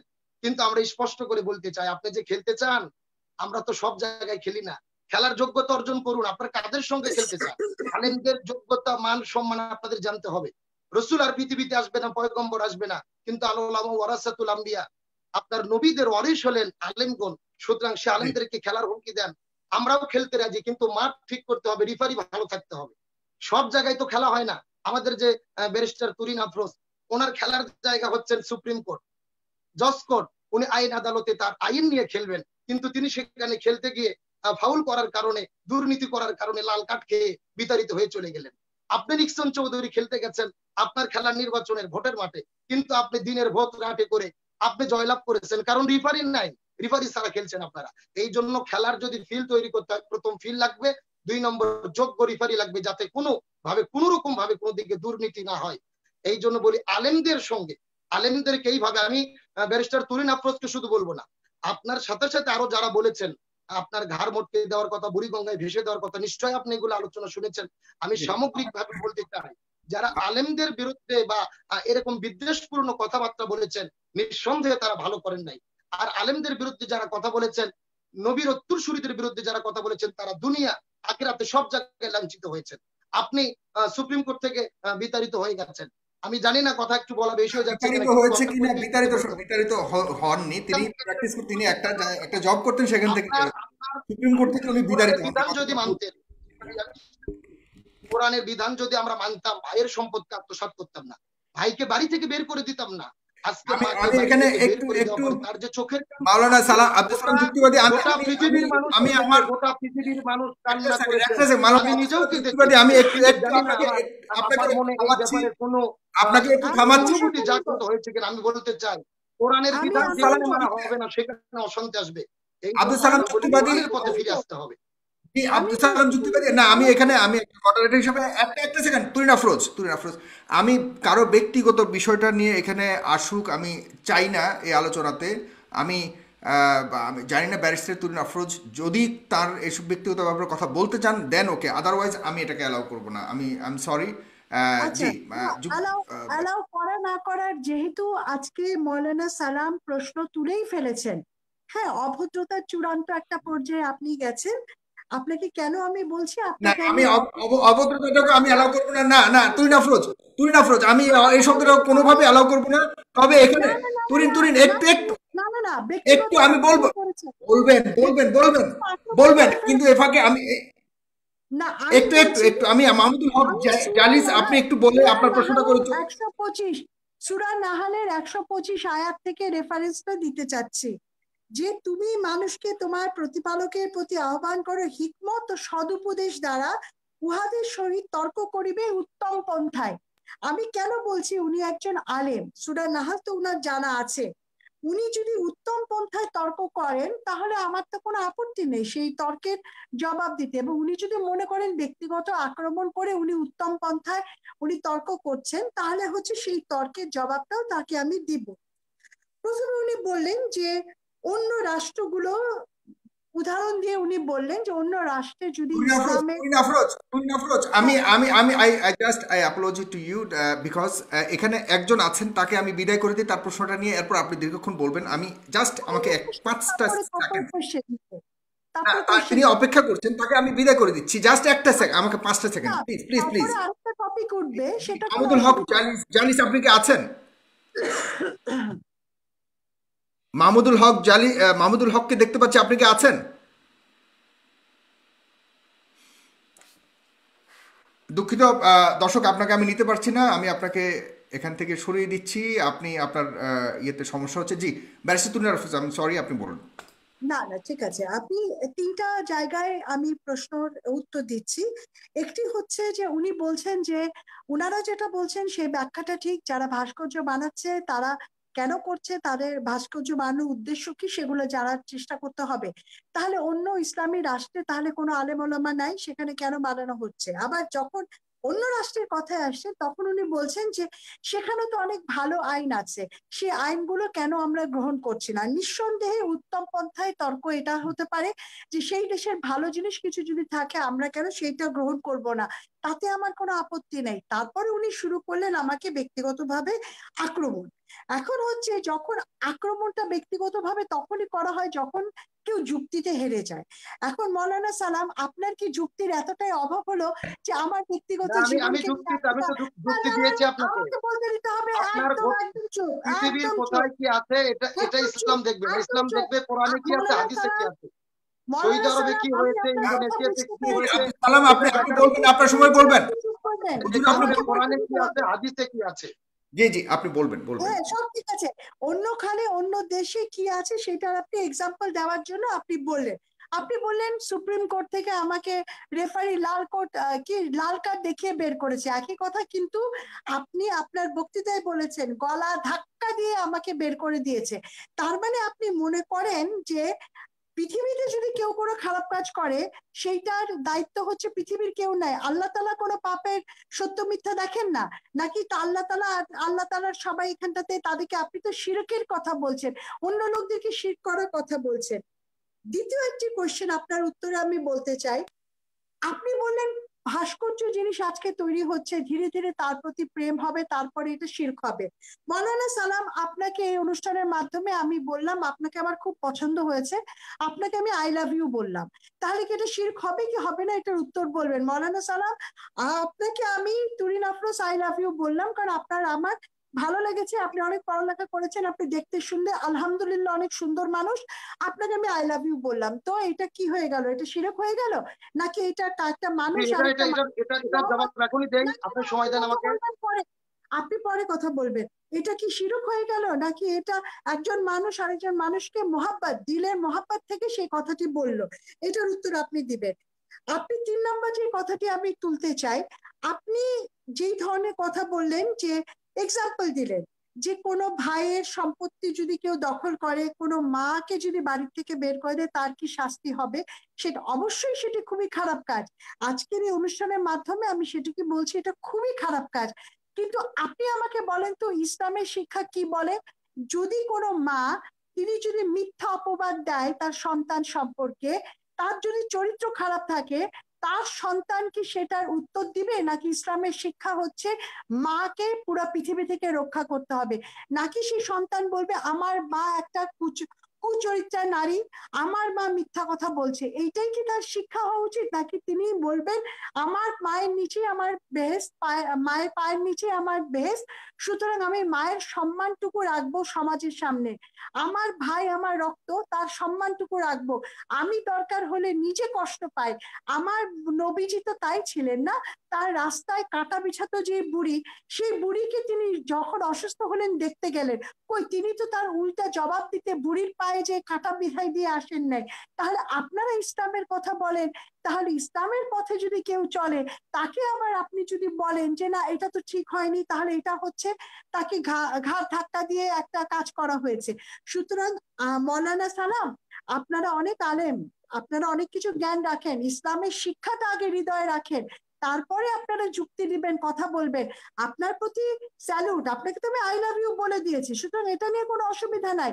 কিন্তু এরপরেও আমি বলবো যে আচরণটি করছেন সেই আচরণটি এটা কিন্তু কি মন ইসলাম থেকে বললেন না সিরিয়াসলি বললেন? জি এটা কি মন থেকে বললেন না সিরিয়াসলি বললেন? সাগর আই লাভ ইউ আমি মন থেকে বলি, আমি যা বলি মন থেকে বলি। সালাম সাহেবকে আমি আই লাভ ইউ বলেছি, এখন এটা শিরক হবে নাকি আমার এখন কতল করবেন এটা আপনারা ডিসাইড করবেন, আলেম সমাজ ডিসাইড করবে। জি, মাওলানা আব্দুল সালাম যুক্তিবাদী, আপনার জবাব নেয়ার আগে আমি একটু একজন অতিথি একজন দর্শক রয়েছেন ইয়াসিন আরাফাত, তার কথা আমি শুনে আজকের মতো শুধুমাত্র দর্শকদের কথা বা প্রশ্ন নেওয়া আমি আজকে শেষ করে দিচ্ছি। ইয়াসিন আরাফাত, আপনাকে আমি দেখতে পাচ্ছি, আপনি কি শুনতে পাচ্ছেন আমাকে?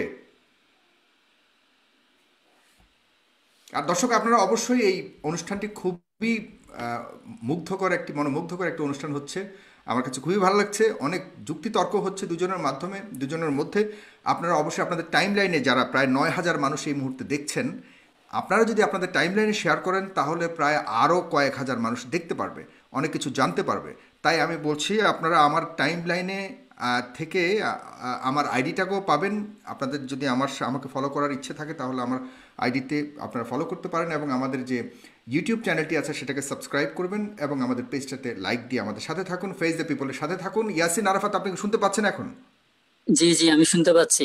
কাকে প্রশ্ন করবেন, কোথা থেকে বলছেন আপনার, কাকে প্রশ্ন করবেন একটু বলুন, জলদি করে বলতে হবে। জি জি আমি মোহাম্মদ ইয়াসিন আরাফাত, আমি কুমিল্লা থেকে বলছিলাম। আমার প্রশ্নটি হচ্ছে মাওলানা সামাদ ভাইয়ের কাছে এবং ব্যারিস্টার তুরিন আফরোজের কাছে, দুইজনের কাছেই। তো আমরা সমসাময়িক দেখছি যে আমাদের যে সংস্কৃতি সভ্যতা, যেটাকে আমরা ওয়াজ মাহফিল বলে থাকি, আমরা দেখতে পাচ্ছি বেশ কিছু সারা দেশ সহ বেশ কিছু জায়গায় আমাদের ওয়াজ মাহফিলে অনেক ধরনের বাধা আসতেছে। তো আমাদের এই যে দেশীয় একটা সংস্কৃতি, যেটাকে আমরা হৃদয়ে ধারণ করি, বিশেষ করে মুসলিম যারা আমরা আছি, তো তথাকথিত কিছু আমরা দেখতে পাচ্ছি ব্যক্তিবর্গ এই ওয়াজ মাহফিলে বাধা সহ নানান ধরনের অপকর্ম করে যাচ্ছে। তো এই বিষয়টিতে আমরা দেখতে পাচ্ছি সরকার কিংবা প্রশাসনিক ভাবে কোনো ব্যবস্থা আসতেছে না। তো আসলে এই বিষয়টি একটু ব্যাখ্যা করলে ভালো হয়, কেন এই বিষয়টি কেন বারবার হচ্ছে। আর যেহেতু এটা আমাদের সংস্কৃতি, আমরা মোটেও এটা কখনো আশা করি না এমন কোনো কিছু আমাদের সংস্কৃতিতে হাতে হবে। আশা করছি দুজনে প্রশ্নের উত্তর দিয়ে যাবেন। আপনাকে ধন্যবাদ ইয়াসিন আরাফাত, আপনি দেখতে থাকুন, আমি আপনাকে এখান থেকে ইয়ে করছি, remove করছি। জি, মাওলানা যুক্তিবাদী, আপনি এটার কথাও বলবেন, পাশাপাশি এই টার্নটাই শেষ টার্ন, আমরা এরপরে অনুষ্ঠান শেষ করব। জি, আপনি বলবেন তাহলে। জি ভাই, আপনি তুরিন আফরোজ আপা যে আমাকে বলেছেন আই লাভ ইউ বলেছেন, ভালোবাসার কথা বলেছেন, আলহামদুলিল্লাহ ভালো লেগেছে। কিন্তু উনি যে প্রশ্নটি করেছেন যে আই লাভ ইউ বললে তাহলে সেটা পূজা হবে কিনা, আমি বলতে চাই আপনি বোন হিসেবে যদি আমি ভাই আমাকে আপনি ভালোবাসেন, তাহলে আমার মৃত্যুর পরে আপনার দায়িত্বটা কি?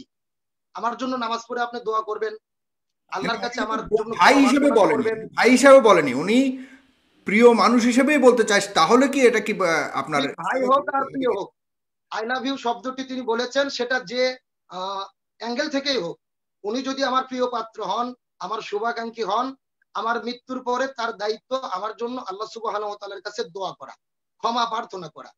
কিন্তু আমার মৃত্যুর পরে আমার মতোই একদম আবহ তৈরি করে, একটা ভাস্কর্য তৈরি করে তিনি আমার গলায় ফুল দিবেন, এমন ভালোবাসা আমি চাই না। ইসলামের শিক্ষা এটাই, আমার মৃত্যুর পরে তিনি আমার জন্য দোয়া করবেন, আমার আত্মীয় স্বজন থাকলে তাদের খোঁজ খবর নেবেন, তাদের যদি খাদ্যের প্রয়োজন হয় খাদ্য দেবেন, তাদের বাসস্থানের প্রয়োজন হয় থাকার জায়গা দেবেন, এটা তার ভালোবাসার মানুষ হিসেবে তার দায়িত্ব। কিন্তু আমি এমন ভালোবাসা চাই না আমি মরে গেলে আমার মূর্তি বানিয়ে তিনি সেটাকে সম্মান করবেন। এরকম ভালোবাসা করলে আমি কবরে বসে বসে শাস্তি পাবো। আজকেও আলেম ওলামা এটাই বলেছেন, বঙ্গবন্ধু আমাদের হৃদয়ে আছে, আমরা চাই তিনি জান্নাতে যান, কিন্তু বাংলাদেশে এমন কিছু কার্যকলাপ যাতে না হয় যার দ্বারা কবরে তিনি শাস্তি পাবেন। আজকে আলেম ওলামা আমরা তো তার ভালোর জন্যই বলেছি যে তার কবরে কিভাবে সওয়াব যায়, শান্তির বার্তা যায়, আমরা সেই কাজটি করতে চাই। আমি আশা করি উনি উত্তর পেয়েছেন। দ্বিতীয়ত কথা, যে মনের ভালোবাসায় শুধু একটি ভাস্কর্য বানিয়ে প্রকাশ করা যায় না। আমরা মুসলিম, আমাদের জীবনের চাইতেও বেশি ভালোবাসতে হবে আমাদের বিশ্ব নবীকে। রাসূল বলেছেন লা ইউমিনু আহাদুকুম হাত্তা আকুনা হাব্বা ইলাইহি মিন ওয়ালিদিহি ওয়া ওয়ালাদিহি ওয়ান নাসি আজমাইন। রাসূল বললেন তোমাদের জীবনের চেয়ে সম্পদের চাইতে আমি নবী আমাকে বেশি ভালোবাসতে হবে। আল্লাহ বললেন কুল ইন কুনতুম তুহিব্বুনাল্লাহা ফাত্তাবিউনি ইউহিব্বুকুমুল্লাহ ওয়া ইয়াগফির লাকুম যুনুবাকুম আল্লাহু গফুরুর রহিম। আল্লাহ বললেন তোমরা যদি আমার ভালোবাসা পেতে চাও নবীকে ভালোবাসো। তার মানে মুসলিম হিসেবে আমার ইমানের দাবি নবীকে ভালোবাসা। আর নবী হলেন সর্বশ্রেষ্ঠ চেতনা। লাকাদ কানা লাকুম ফি রাসূলিল্লাহি উসওয়াতুন হাসানা, রসুলের মধ্যে রয়েছেন শ্রেষ্ঠ আদর্শ। কিন্তু আমার কথা হচ্ছে সেই রসুলের ভালোবাসা, রসুলের চেতনা গোটা পৃথিবীর 200 কোটি মুসলমানদের মধ্যে আছে, কিন্তু আমরা কি রসুলের ভাস্কর্য তৈরি করেছি? কোথাও কি মুসলমানরা করতে বলে? তাহলে বিশ্বের শ্রেষ্ঠ চেতনা, শ্রেষ্ঠ ভালোবাসার মানুষ বিশ্ব নবীর ভালোবাসা যদি ভাস্কর্য না করে পৃথিবীতে টিকে থাকে, আমার ভালোবাসার মানুষের ভাস্কর্য কেন তৈরি করতে হবে? আমরা এই জায়গার বিরোধিতা করেছি। আমি আশা করি এই বিষয়টি তিনি সহ সমস্ত দর্শক শ্রোতা বুঝতে পারবেন। আমাদের ভালোবাসার কমতি নেই। বঙ্গবন্ধু জান্নাতে যাক আমরা দোয়া করি। আমরা সমস্ত মানুষকে ভালোবাসি, কিন্তু তার মূর্তি বানাতে হবে বা ভাস্কর্য বানাতে হবে এটার পক্ষে আমরা নই। এটার বিরোধিতা করার জন্য আজকে এই বিশৃঙ্খলা। কিন্তু কিছু অতি উৎসাহী, কিছু চাটুকার মানুষ গরম গরম বক্তব্য দিয়ে পরিস্থিতি ঘোলাটা করে আপনার ঘোলা পানিতে মাছ শিকার করার চেষ্টা করেছে। তবে আশা করি জাতি বুঝতে পেরেছে। ওবায়দুল কাদের তিনি বলেছেন, তার কথা ভালো লেগেছে।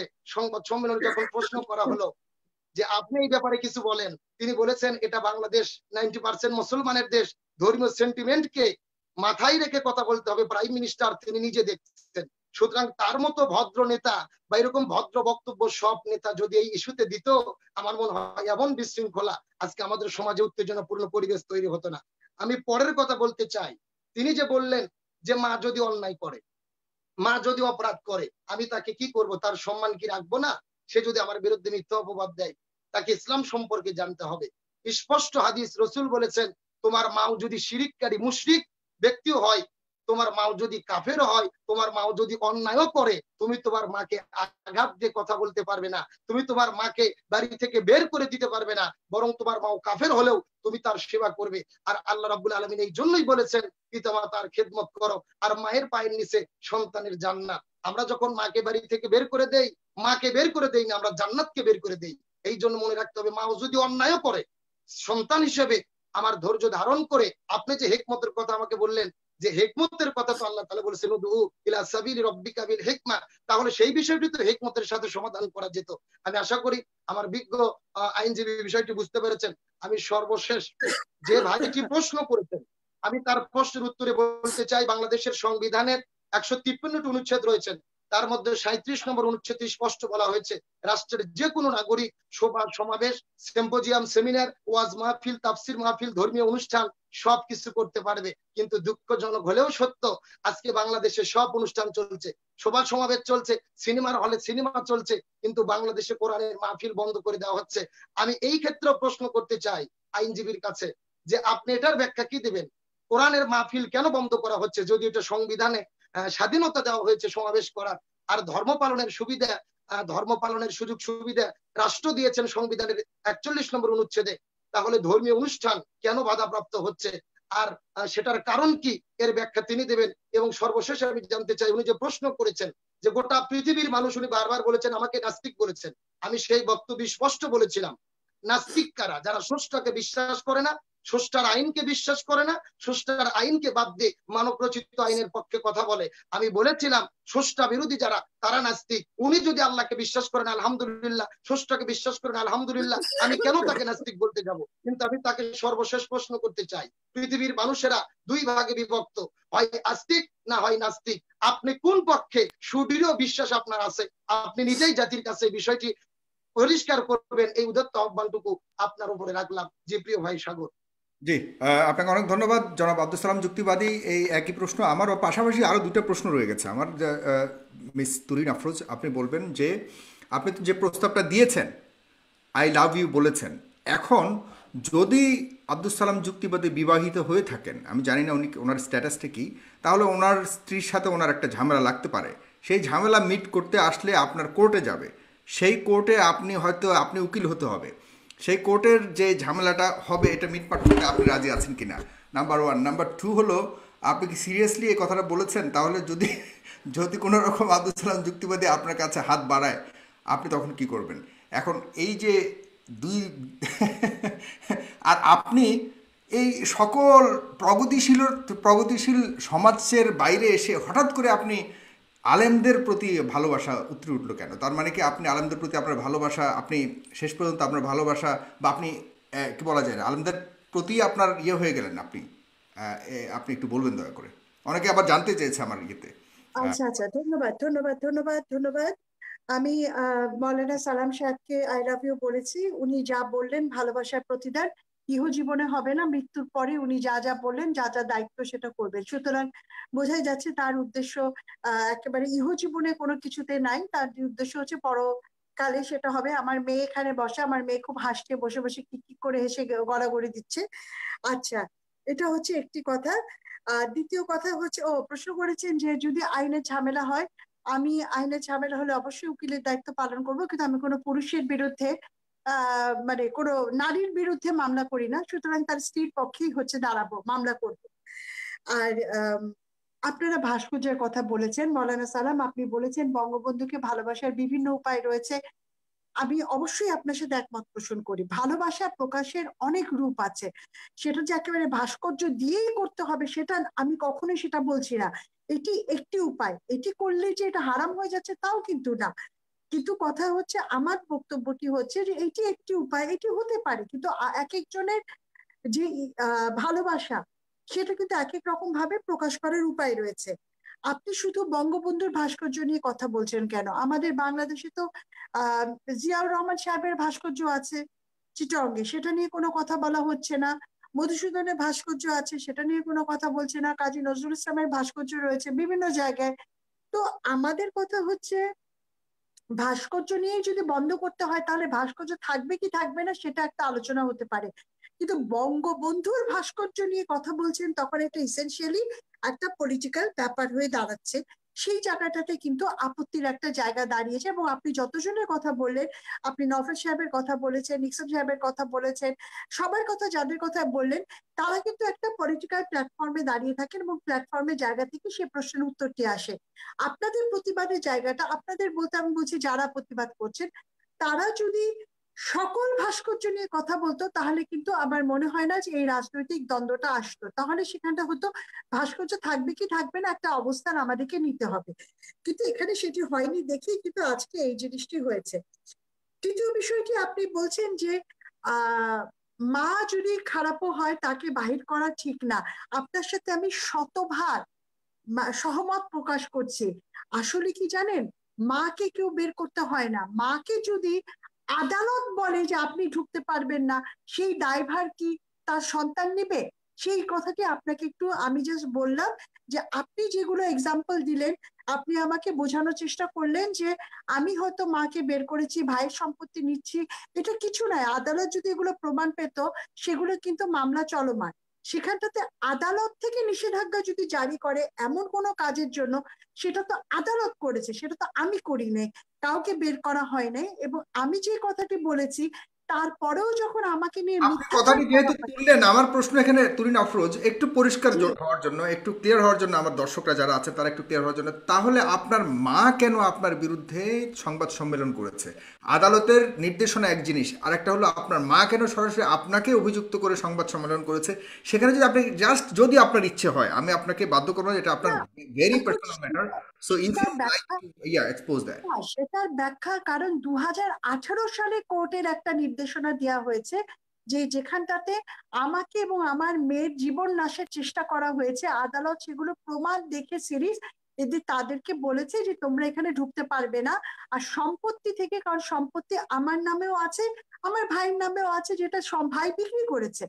কিন্তু এখানটাতে আমার মা যেহেতু ভাইয়ের কাছে থাকে, আমি বিশ্বাস করি, মনে করি ভাইয়ের প্ররোচনায় বা কোনোভাবে সে হয়তো একটা কথা বলেছে। কিন্তু আমি মেয়ে হিসাবে আরেকটা প্রেস কনফারেন্স করে আমার মাকে সবার সামনে ছোট করার পক্ষপাতী না, আমার পরিবার নিয়ে সেই কাজটি আমি করতে চাই না। আমি ভেবেছি যে ঠিক আছে, যেহেতু আইন তার নিজের গতিতে চলছে, আইনই তার ব্যাখ্যা দেবে। আমাকে যারাই গালি দিচ্ছে কিছু যায় আসে না, কারণ আমি ইসলামে বিশ্বাস করি, আমি নবীজির কথা বিশ্বাস করি, আমি ধর্মে বিশ্বাস করি, এবং আমি বিশ্বাস করি যে আমার মায়ের পায়ের নিচে আমার বেহেশত। তিনি আমার নামে দুটো বাজে কথাও যদি বলেন, দুটো না 200 বাজে কথাও যদি বলেন, আমি কখনো তার সেটা নিয়ে একটা প্রতিবাদ করব না। সর্বশেষ যেটা, ইয়াসিন আরাফাত কুমিল্লা থেকে প্রশ্ন তুলেছেন যে কেন আমাদের সংস্কৃতির একটা অংশ ওয়াজ কেন হচ্ছে না। আমি আপনার সাথে একমত, ডেফিনেটলি, যে ওয়াজ করবার স্বাধীনতা আমাদের সংবিধানে রয়েছে, ধর্ম পালনের এটা যদি অঙ্গ হয়ে থাকে, আমাদের সংস্কৃতির অংশ পালন করা সেটা রয়েছে। কিন্তু একই সাথে আমাদের মনে রাখতে হবে ওয়াজে কি বলা হচ্ছে সেটাও কিন্তু একটি গুরুত্বপূর্ণ একটি বিষয়। এখানে একটা নীতিমালা থাকা উচিত। আমি যে সমস্ত আমি প্রতি বছর ওয়াজ অ্যারেঞ্জ করি আমার এলাকায়, আপনারা হয়তো জানেন না, আমি 600 মাদ্রাসা এবং এতিমখানার যে আলেম ওলেমা তাদের সাথে আমার কর্মকাণ্ড রয়েছে আমার ফাউন্ডেশনের মাধ্যমে। এবছর আমরা নিজেরাও ওয়াজ করতে পারিনি যেহেতু নির্দেশনা অনুযায়ী। আমরা ফরিদুদ্দিন মাসুদ সাহেবের থেকে তার যে অনুসারী তারা আপনার কাছে আমার এখানে একটি প্রশ্ন আছে ব্যারিস্টার তরুণ, আপনি বলেছেন সবসময় আপনি আয়োজন করে থাকেন ওয়াজের। আপনি কি কখনো শুনেছেন কিনা ওয়াজের মধ্যে এমন কোনো কথাবার্তা হয়েছে বিগত আমলগুলিতে যেখানে আপনার এখানেও ওয়াজ না হওয়ার পক্ষে আপনি দাঁড়াতে পারেন? না, আমরা যেগুলো ওয়াজ অ্যারেঞ্জ করেছি সেখানটাতে আসলে এই ধরনের কথা বলা হবে না বলেই আমরা আগের থেকে তাদেরকে আমরা জিজ্ঞাসা করি, বলি যে এখানটাতে নারী বিদ্বেষী কথা বলতে পারবেন না, এখানটাতে কোনো রকম রাজনৈতিক কথা বলা হবে না, এখানটাতে আপনার ইসলামের যে বিষয় মানে সেটুকু ওয়াজ বা ধর্মীয় ব্যাপারগুলো কি কোনো ধরনের নির্দেশনার উপরে বা কোনো ধরনের বাতলে দেওয়া জিনিস যে আপনি এভাবে কথা বলবেন, এভাবে ওয়াজ করবেন, না হলে এভাবে করতে পারবেন না বা এভাবে এটা কি হওয়া উচিত বা এটা এভাবে মানে হতে পারে কিনা? না, কেন হতে পারে না? ধর্ম আর রাজনীতি তো এক জিনিস না। আপনি ওয়াজের নামে রাজনীতি কেন করবেন? সেটা তো আমি হতে দেব না। ওয়াজের নামে আপনি বিদ্বেষ কেন ছড়াবেন? ইসলাম কি সেই কথা বলে? ইসলাম তো ভালোবাসার কথা বলে। আমরা যদি সেখানে যে শুনি যে একটি ওয়াজ, যে কোনো ওয়াজে আপনি ইউটিউব গুলো খুলে দেখেন সেখানে কি ধরনের কথাবার্তা বলা হচ্ছে নারীদের সম্পর্কে, প্রগতিশীল লোকদের সম্পর্কে। এই যে মৌলানা সালাম যুক্তিবাদী, তিনি যে একটা ওয়াজ করলেন, সেই ওয়াজে তুরিন আফরোজ তো উপস্থিত নাই। উনি ভাবলেন একটা ছক্কা পিটিয়ে খেলা খেললেন, ওনাকে লাল কার্ড দেখানোর কেউ নাই, কিন্তু ওয়াজের মাধ্যমে তো হাজার হাজার লোক দেখলেন তিনি আমার পিঠে ছাল উঠাবেন, নাস্তিক বলছেন, তারপরে বলছেন আমার ব্যক্তিগতভাবে আমাকে আক্রমণ করছেন, না, মা ভাইকে। আমি যখন আপনার কথা বললাম উনি কিন্তু এক কথায় রাজি হয়ে গেলেন।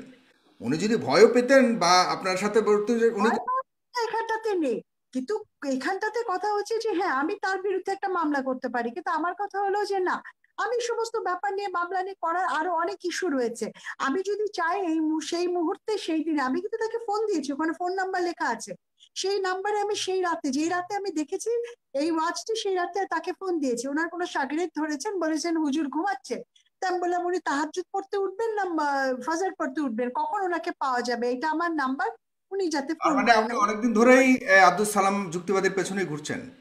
জি জি জি, আমি এবং ওয়াচটিও অনেকবার দেখেছি, মানে 50 বার অন্তত পক্ষে দেখেছি যে আসলে উনি কেন বলছেন, কেন গালি দিচ্ছেন আমাকে, আমি ঠিক বুঝতে পারছি না উনার কাছে কি তথ্য আছে। গালির কারণটাই, আর তো অন্য কিছু না। হ্যাঁ, হ্যাঁ, সত্য যেটা সেটা তো উনি জানার চেষ্টা করলেন না, উনি মা ভাই নিয়ে কথা বলে দিলেন না আমাকে ভাই, যে। আমি কিন্তু গালি দেই নাই আপা, আমি আপনাকে গালি দেই নাই, আমি অন্যায়ের প্রতিবাদ করেছি। আপনি যা শরীয়তের প্রশ্নে উঠেছেন আমি জবাব দেওয়ার চেষ্টা করেছি। আপনি যেভাবে আমাকে এইমাত্র ভালোবাসার অফার দিয়ে আবার প্রতিপক্ষ ভাবছেন, বিষয়টা এরকম না। আমি আপনার প্রশ্নের জবাব দেওয়ার চেষ্টা করেছি। আমি না না, আপনাকে ঘায়েল করে এখন আপনার আপনি সালাম, যেরকম বলছেন বিষয়টা এরকম না। মৌলানা সালাম, আপনি এখন আপনার কথা সুর অনেক পাল্টে গেছে। ভিডিওটি আমি একটু আগে অনুষ্ঠান শুরু হওয়ার আগেও আরেকবার দেখেছি, সুতরাং আপনি দেখেন আপনি আরেকবার ট্রাই নিজের করেছেন ঠান্ডা অনুষ্ঠানটা বাজাবার কথার জন্য। সুর পাল্টার সুযোগ নেই। কথা যেটা যেটা হক কথা সেটা বলতেই হবে, সত্যটা সত্য। আপনার যে শরীয়তের কথার প্রশ্ন জবাব সেটা দিতে গিয়ে, সেইভাবে দিতে হবে। শরীয়তের প্রশ্ন কিন্তু উত্তর আপনি দিতে আপনি গিয়ে কাউকে ব্যক্তিগত আক্রমণ আপনি করা কি আপ- ঠিক, আপনি মৌলানা যেই সালাম? কথাটা আপনি যেই কথাটা বলেছিলেন, আপনি যেরকম বলছেন যে আমি কেন ময়দানে বললাম, আপনিও কিন্তু আপনার বক্তব্যটা ওপেনলি বলেছেন, আপনার বক্তব্যটা ভাইরাল হয়ে সবার কাছে চলে গেছে। সুতরাং আপনাকে আপনার বক্তব্যের ব্যক্তিগত উচিত একটি আক্রমণ জবাব, করিনি, কিন্তু আপনার আপনাকে তো আমি বক্তব্যের ব্যক্তিগত উচিত একটা আক্রমণ জবাব করিনি। সবার কাছে যাওয়া উচিত ছিল। তো আমি আমার সেটার ইমানের জন্য কি দায়িত্ব কাউকে থেকে কথাটা ব্যক্তিগত বলেছি। ভাবে আক্রমণ করা আপনার জায়েজ মনে হয়েছে? এই আপনাকে শিক্ষা আপনি ব্যক্তিগতভাবে আক্রমণ করি নাই, তবে কেউ, আমি ইসলামিক বলি শিক্ষা কোথায় পেয়েছেন? আবার শুধু আপনি আপনি নয়, এই শিক্ষা কেউ কোথায় যদি পেয়েছেন আপনি বলেন। কেউ যদি ব্যক্তিগতভাবে ইসলামের উপর আক্রমণ করে, তাকে ইসলামে তার ব্যাপারে কথা বলার অধিকার ইসলাম দেয়। না, কুনতুম তার খায়রা ব্যাপারে উম্মাতিন কথা উখরিজাত বলবেন। লিন-নাস ইসলাম, তা'মুরুনা বিল আপনি মা'রুফ ওয়া তানহাউনা আনিল শরীয়তের মুনকার। প্রশ্নের উত্তর আল্লাহ স্পষ্ট শরীয়তের বলেছেন মাধ্যমে। আমরা তোমরা সর্বোত্তম আমরা জাতি। আমরা কাজের আদেশ দেবে, অন্যায় কাজের বাধা দেবে, নিষেধ করবে। শেষ করি। যদি শরীয়ত বিরোধী, ইসলাম বিরোধী কোনো কথা বলেন, এটা অন্যায়ের প্রতিবাদ করা আমার ইমানি দায়িত্ব। আপনি এটা বলবেন না যে আক্রমণ বৈধতা নেই, অন্যায় প্রতিবাদ করতে হবে। কোন পবিত্র কোরআন শরীফের কোন হাদিস ফলো করেন আপনি? একটু বলেন তো, কোথায় লেখা আছে কাউকে ব্যক্তিগতভাবে আক্রমণ করা শরীয়তের প্রশ্ন? ব্যক্তিগত আক্রমণ না, কেউ ইসলামের উপর আক্রমণ করলে, জি আল্লাহ সুবহানাহু ওয়া তাআলা, আপনি যে কথা বলছেন ব্যক্তিগত আক্রমণ, আল্লাহ নিজেই সূরা লাহাবের মধ্যে বলছেন তাব্বাত ইয়াদা আবি লাহাবি ওয়া তাব। আল্লাহ বলছেন লাহাবের, আবু লাহাবের 2 হাত ধ্বংস হোক। আল্লাহ এই কথা কেন বললেন?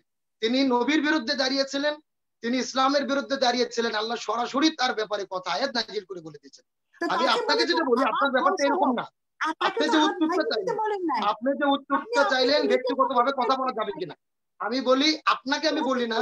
তবে কেউ যদি এমন হয় ইসলামের বিরুদ্ধে বা কোরআন সুন্নাহ পরিপন্থী কোনো কথা বলে, তার ব্যাপারে শুধরানোর উদ্দেশ্যে কথাটি বলা যাবে।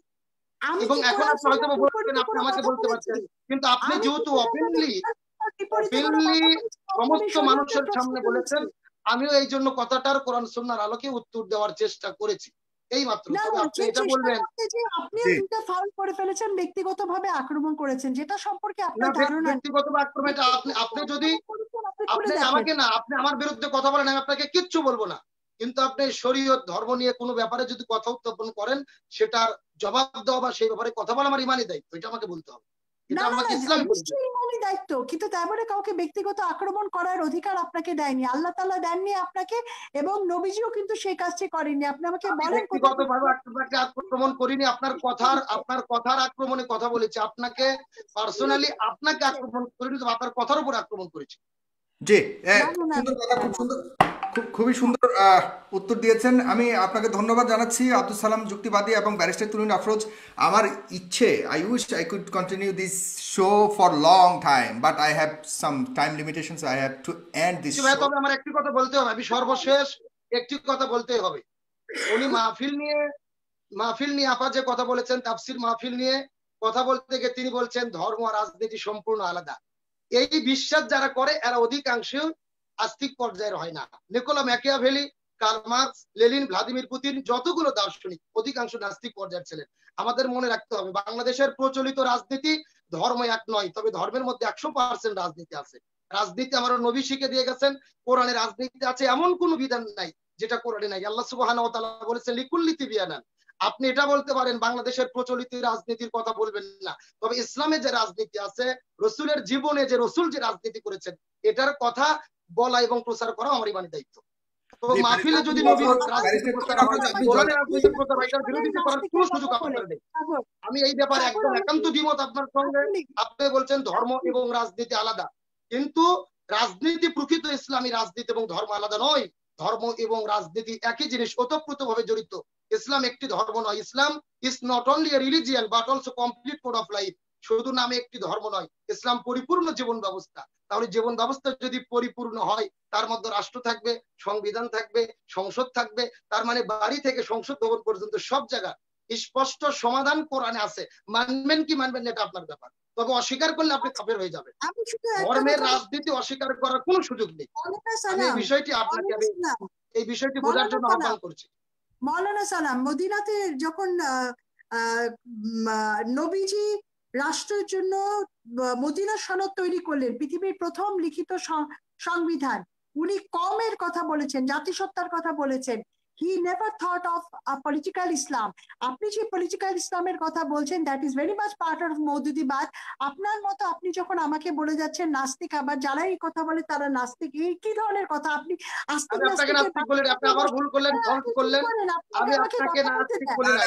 তুরিন আফরোজ, ধর্ম এবং আপ্রোচ নয়। আপনি এই মুহূর্তে আপনি যেই কথাটি বললেন, এটাই আপনাদের অতি উচ্চ কিছু লোক আছে, সত্য কথা বললে আপনারা মওদুদিবাদকে ঠেলে দেন। আমি বলি শুনেন, আপনি কি বিশ্বাস করবেন কি করবেন না, নাস্তিক হবেন না নাস্তিক, আপনার পার্সোনাল স্বাধীনতা। তবে ধর্ম এবং রাজনীতি যে আলাদা নয়, এটা আমাকে বলতেই হবে। ধর্ম এবং রাজনীতি আলাদা নয়। আব্দুল সালাম, আপনি একটু পরে বলুন যে তুরিন আফরোজ বলছিলেন। না আব্দুল না না, রাফিজ শেষ আপনি করবেন। টাকার উদাহরণ দিয়ে ইসলাম প্রচার করতেছেন নাকি? আমি শুধু বলেছি যে এই ধরনের কথা ইসলামের ভেতরে নেই। আপনি যে মওদুদিবাদী ইসলামের কথা বলছেন সেটা দিয়ে কিন্তু এই ইসলাম নয়। এখানে বই পড়তে হবে আপনাকে আরো। আপনি পলিটিক্যাল সায়েন্সে জানেন, সেটাও আমি যেমন জানি। আপনি ইসলাম জানেন, আমি সেটা জানি। আপনি সব জানেন, আমি সেটাই জানি। এবং আমি অজ্ঞান, আমি কিছু সব জানি না। জানি এটা বলি না, কিন্তু আমি সব জানি না। আপনাকে আপনাকে কেউ বাটখারা দেয়নি বারবার একজন মানুষকে আস্তিক বা নাস্তিক বলবার জন্য। এই ব্যবসা, আমি এই আপনাকে ব্যবসা নাস্তিক আপনার বলি সাহায্য নাই, করে। আপনি কেন এই খামাখা ব্যবসা রাগান্বিত হচ্ছেন? তুরিন আমি তুরিন আপনাকে তুরিন আফরোজ বলি ওরকম নাই। ভাবে নাস্তিক আমি আপনাকে বলা বলেছি হয়নি। যারা আমি দার্শনিকদের কথা বলেছি, মাওলানা নিকোলো চুক্তি, ম্যাকিয়াভেলি, আমি শেষ লেনিন, করতে চাই ভ্লাদিমির হাসি পুতিন, মুখে, আমি শেষ করতে চাই যারা রাষ্ট্র ধর্মর ক্ষেত্রে ধর্ম এবং শেষ করে পারেন ওনার রাজনীতিকে সাথে। আলাদা না করেছে, না না, তারা অধিকাংশ নাস্তিক ছিল। আমি আপনাকে নাস্তিক বলিনি, আপনি খামাখা নিজের দিকে এভাবে টেনে। আপনাকে সরাসরি নাস্তিক বলেনি, এটা ঠিক। ব্যারিস্টার তুরিন আফরোজ, আপনি অবশ্যই দেখে নেবেন পরবর্তীতে। তবে আমি ব্যারিস্টার তুরিন আফরোজ আপনার কাছে বলতে চাই, এই যে একটা ধারণা যে মোল্লারা আসলে ওরকম শিক্ষিত হয় না, আপনার কাছে মনে হয় মাওলানা যুক্তিবাদীকে তো আপনি অলরেডি অফারে দিয়ে দিলেন। আমার কাছে, আমি যতদূর দেখছি, আমার কাছে তো মনে হয় না যে ওনাদের তো সম্পূর্ণ ধারণা আছে। তাও কেন প্রগতিশীলতার পক্ষ থেকে সবসময় এই ধরনের একটা অভিযোগ করা হয় যে মোল্লা মৌলবীরা শুধুমাত্র এই হাদিস কালাম ছাড়া আর কিছুই জানে না। আমি না, যতদূর আমি কখনোই মনে করি না। আমি ব্যক্তিগতভাবে আমি আলেমদের সাথে কাজ করি। আমার যে কোনো কিছুতে আমি নির্দেশনা নেই। আমার জীবনে চলার পথে যখনই কথা দরকার হয়, আমি দরকার হলে হুজুর সাহেবের, মৌলানা ফরিদউদ্দিন মাসুদ সাহেবের কাছে ছুটে যেয়ে জিজ্ঞাসা করি যে হুজুর, আমি এরকম সমস্যার সমাধান কি হতে পারে। এবং শুধু তাই নয়, আমি যুদ্ধাপরাধ ট্রাইব্যুনালের বিভিন্ন মামলাতে যে ইসলামের ব্যাখ্যা নিয়ে এসেছি আইনের ব্যাখ্যার সাথে মিলিয়ে, সেটাও কিন্তু আমার আলেমদের থেকে শেখা। ধন্যবাদ আপনাকে তুরিন আফরোজ। ধন্যবাদ মাওলানা আব্দুল সালাম যুক্তিবাদী। আজকে তুরিন আফরোজ অনেক অসুস্থ, তবুও আমাকে সময় দিয়েছেন। আর মাওলানা আব্দুল সালাম যুক্তিবাদী, আপনি খুব সুন্দর কথা উপস্থাপন করেছেন আজকে। আমার কাছে মনে হয় এই ধরনের অনুষ্ঠান থেকে অনেক কিছুই শিক্ষণীয় আছে। একটু বিতর্ক তো হবেই, তবে প্রগতিশীলতা আর ধর্মীয় যে অবস্থান রয়েছে এর মাঝে যে একটি বিশাল গ্রে স্পেস রয়েছে, সেটাকে ধূলিসাৎ করতে হবে, সেটাকে মিটিগেট করে, সেটাকে কমিয়ে এনে এই দুটা পক্ষকে আমরা চাই ভুল বুঝাবুঝি। ভাইয়া, শেষ কথাটা হচ্ছে কি, যতদিন পর্যন্ত ধর্ম এবং রাজনীতি আলাদা মনে করা হবে, ততক্ষণ পর্যন্ত ধর্মের ভিত্তিতে শান্তি কায়েম হবে না। ধর্মটা সব জায়গায় রয়েছে। আপনার কথা বলেছেন, পৃথিবীর আমাকে একটু বলতে দিন, আমি শেষ করি আজকে। সর্বপ্রথম ধর্ম আল্লাহ সুবহানাহু ওয়া তাআলা পৃথিবী সৃষ্টি করেছেন। আল্লাহুল খলক ওয়াল আমর, তিনি সৃষ্টি করেছেন, সমাধান তিনি দেবেন। আল্লাহ সুবহানাহু ওয়া তাআলার সমাধানের পথেই শান্তি রয়েছে। আজকে গোটা পৃথিবীতে অশান্তির মূল কারণ আমরা কোরআন থেকে দূরে সরে আছি। তবে আপনাদেরও, তবে হুজুর, আল্লাহ বলেছেন গোটা পৃথিবীতে অশান্তির মূল কারণ কোরআন থেকে দূরে সরে থাকা। আর শান্তির পথ ফামান তাবিয়া হুদায়া ফালা খাউফুন আলাইহিম ওয়া লা হুম ইয়াহজানুন। তোমরা কোরআন মেনে নাও, শান্তি পাবে। সুতরাং আমরা সকলে আসি শান্তির পথে। আমি সর্বশেষ তুরিন আফরোজ আপনাকে এতটুকু উদাত্ত আহ্বান জানাবো, আপনি যেহেতু নিজেকে মুসলিম বলে দাবি করছেন, আলহামদুলিল্লাহ, আপনিও আমিও, আমরা কেউ ভুলের ঊর্ধ্বে নই। আসুন আমরা তওবা করি। আমাদের জীবনের সব গুনাহ আল্লাহ সুবহানাহু ওয়া তাআলা জানে, আর তওবা করলে গুনাহটাও সওয়াবে পরিপূর্ণ হয়ে যাবে। তাই আসুন আমরা তওবা করি। আমাদের ভুল থাকতেই পারে, আপনিও তওবা করেন, আমিও তওবা করি। আপনাকে এমন ভাবে দিনের দাওয়াত দেই, আপনি দিন বোঝেন, দিন মেনে চলেন। সবাই দিন মেনে চলার মধ্যেই শান্তি রয়েছে, তাহলে ইহকালীন শান্তি, পরকালীন মুক্তি পাবো। আল্লাহ সুবহানাহু ওয়া তাআলা আমাদের প্রত্যেককে দিনের পথে, ইসলামের পথে জীবন যাপন করার তৌফিক দান করুক। আল্লাহুম্মা আমিন।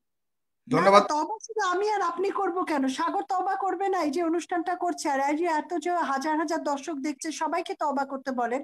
শুধু আমি আমরা দুজন আমি তওবা করলে হবে না তো? আমি একটা কথাই বুঝি, আমার অবস্থান নিয়ে প্রশ্ন করবার কোনো সুযোগ নেই। আমি প্রথমত একজন মুসলমান। আমি আমার আল্লাহকে পূর্ণাঙ্গভাবে বিশ্বাস করি। আমি আল্লাহর প্রতি পূর্ণাঙ্গ বিশ্বাস রেখে আমার জীবন পরিচালনা করি। তবে আমার এই অনুষ্ঠানে আমি শতভাগ নিউট্রালের সাথে আমি এই অনুষ্ঠানটা চালাতে চাই। এখানে নিউট্রালিটির সাথেই আমি সবাইকে উপস্থাপন করতে চাই। সুতরাং আমি আমার ধর্মীয় বিষয়ে আমি অনেক জ্ঞান রাখি না, আমি অনেক ধর্মীয় বিষয়ে অনেক কিছুই অবগত নই।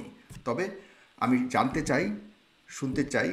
আমি কোনোভাবেই আলেমদের ঊর্ধ্বে গিয়ে কোনো মন্তব্য করতে চাই না, আমি জানতে চাই। তবে আলেমরা যে নিজেদেরকে যেভাবে ভাবছেন বা আপনারা কোনোভাবেই ভুলের ঊর্ধ্বে নন, সেটাও আমি বলতে চাইবে না। আমি বিশ্বাস করি সবাই ভুল করেছেন। আমাদের আদম আলাইসাল্লাম থেকে শুরু করে অনেকেই ভুল করেছেন, এর অনেক ধরনের রেকর্ড রয়েছে।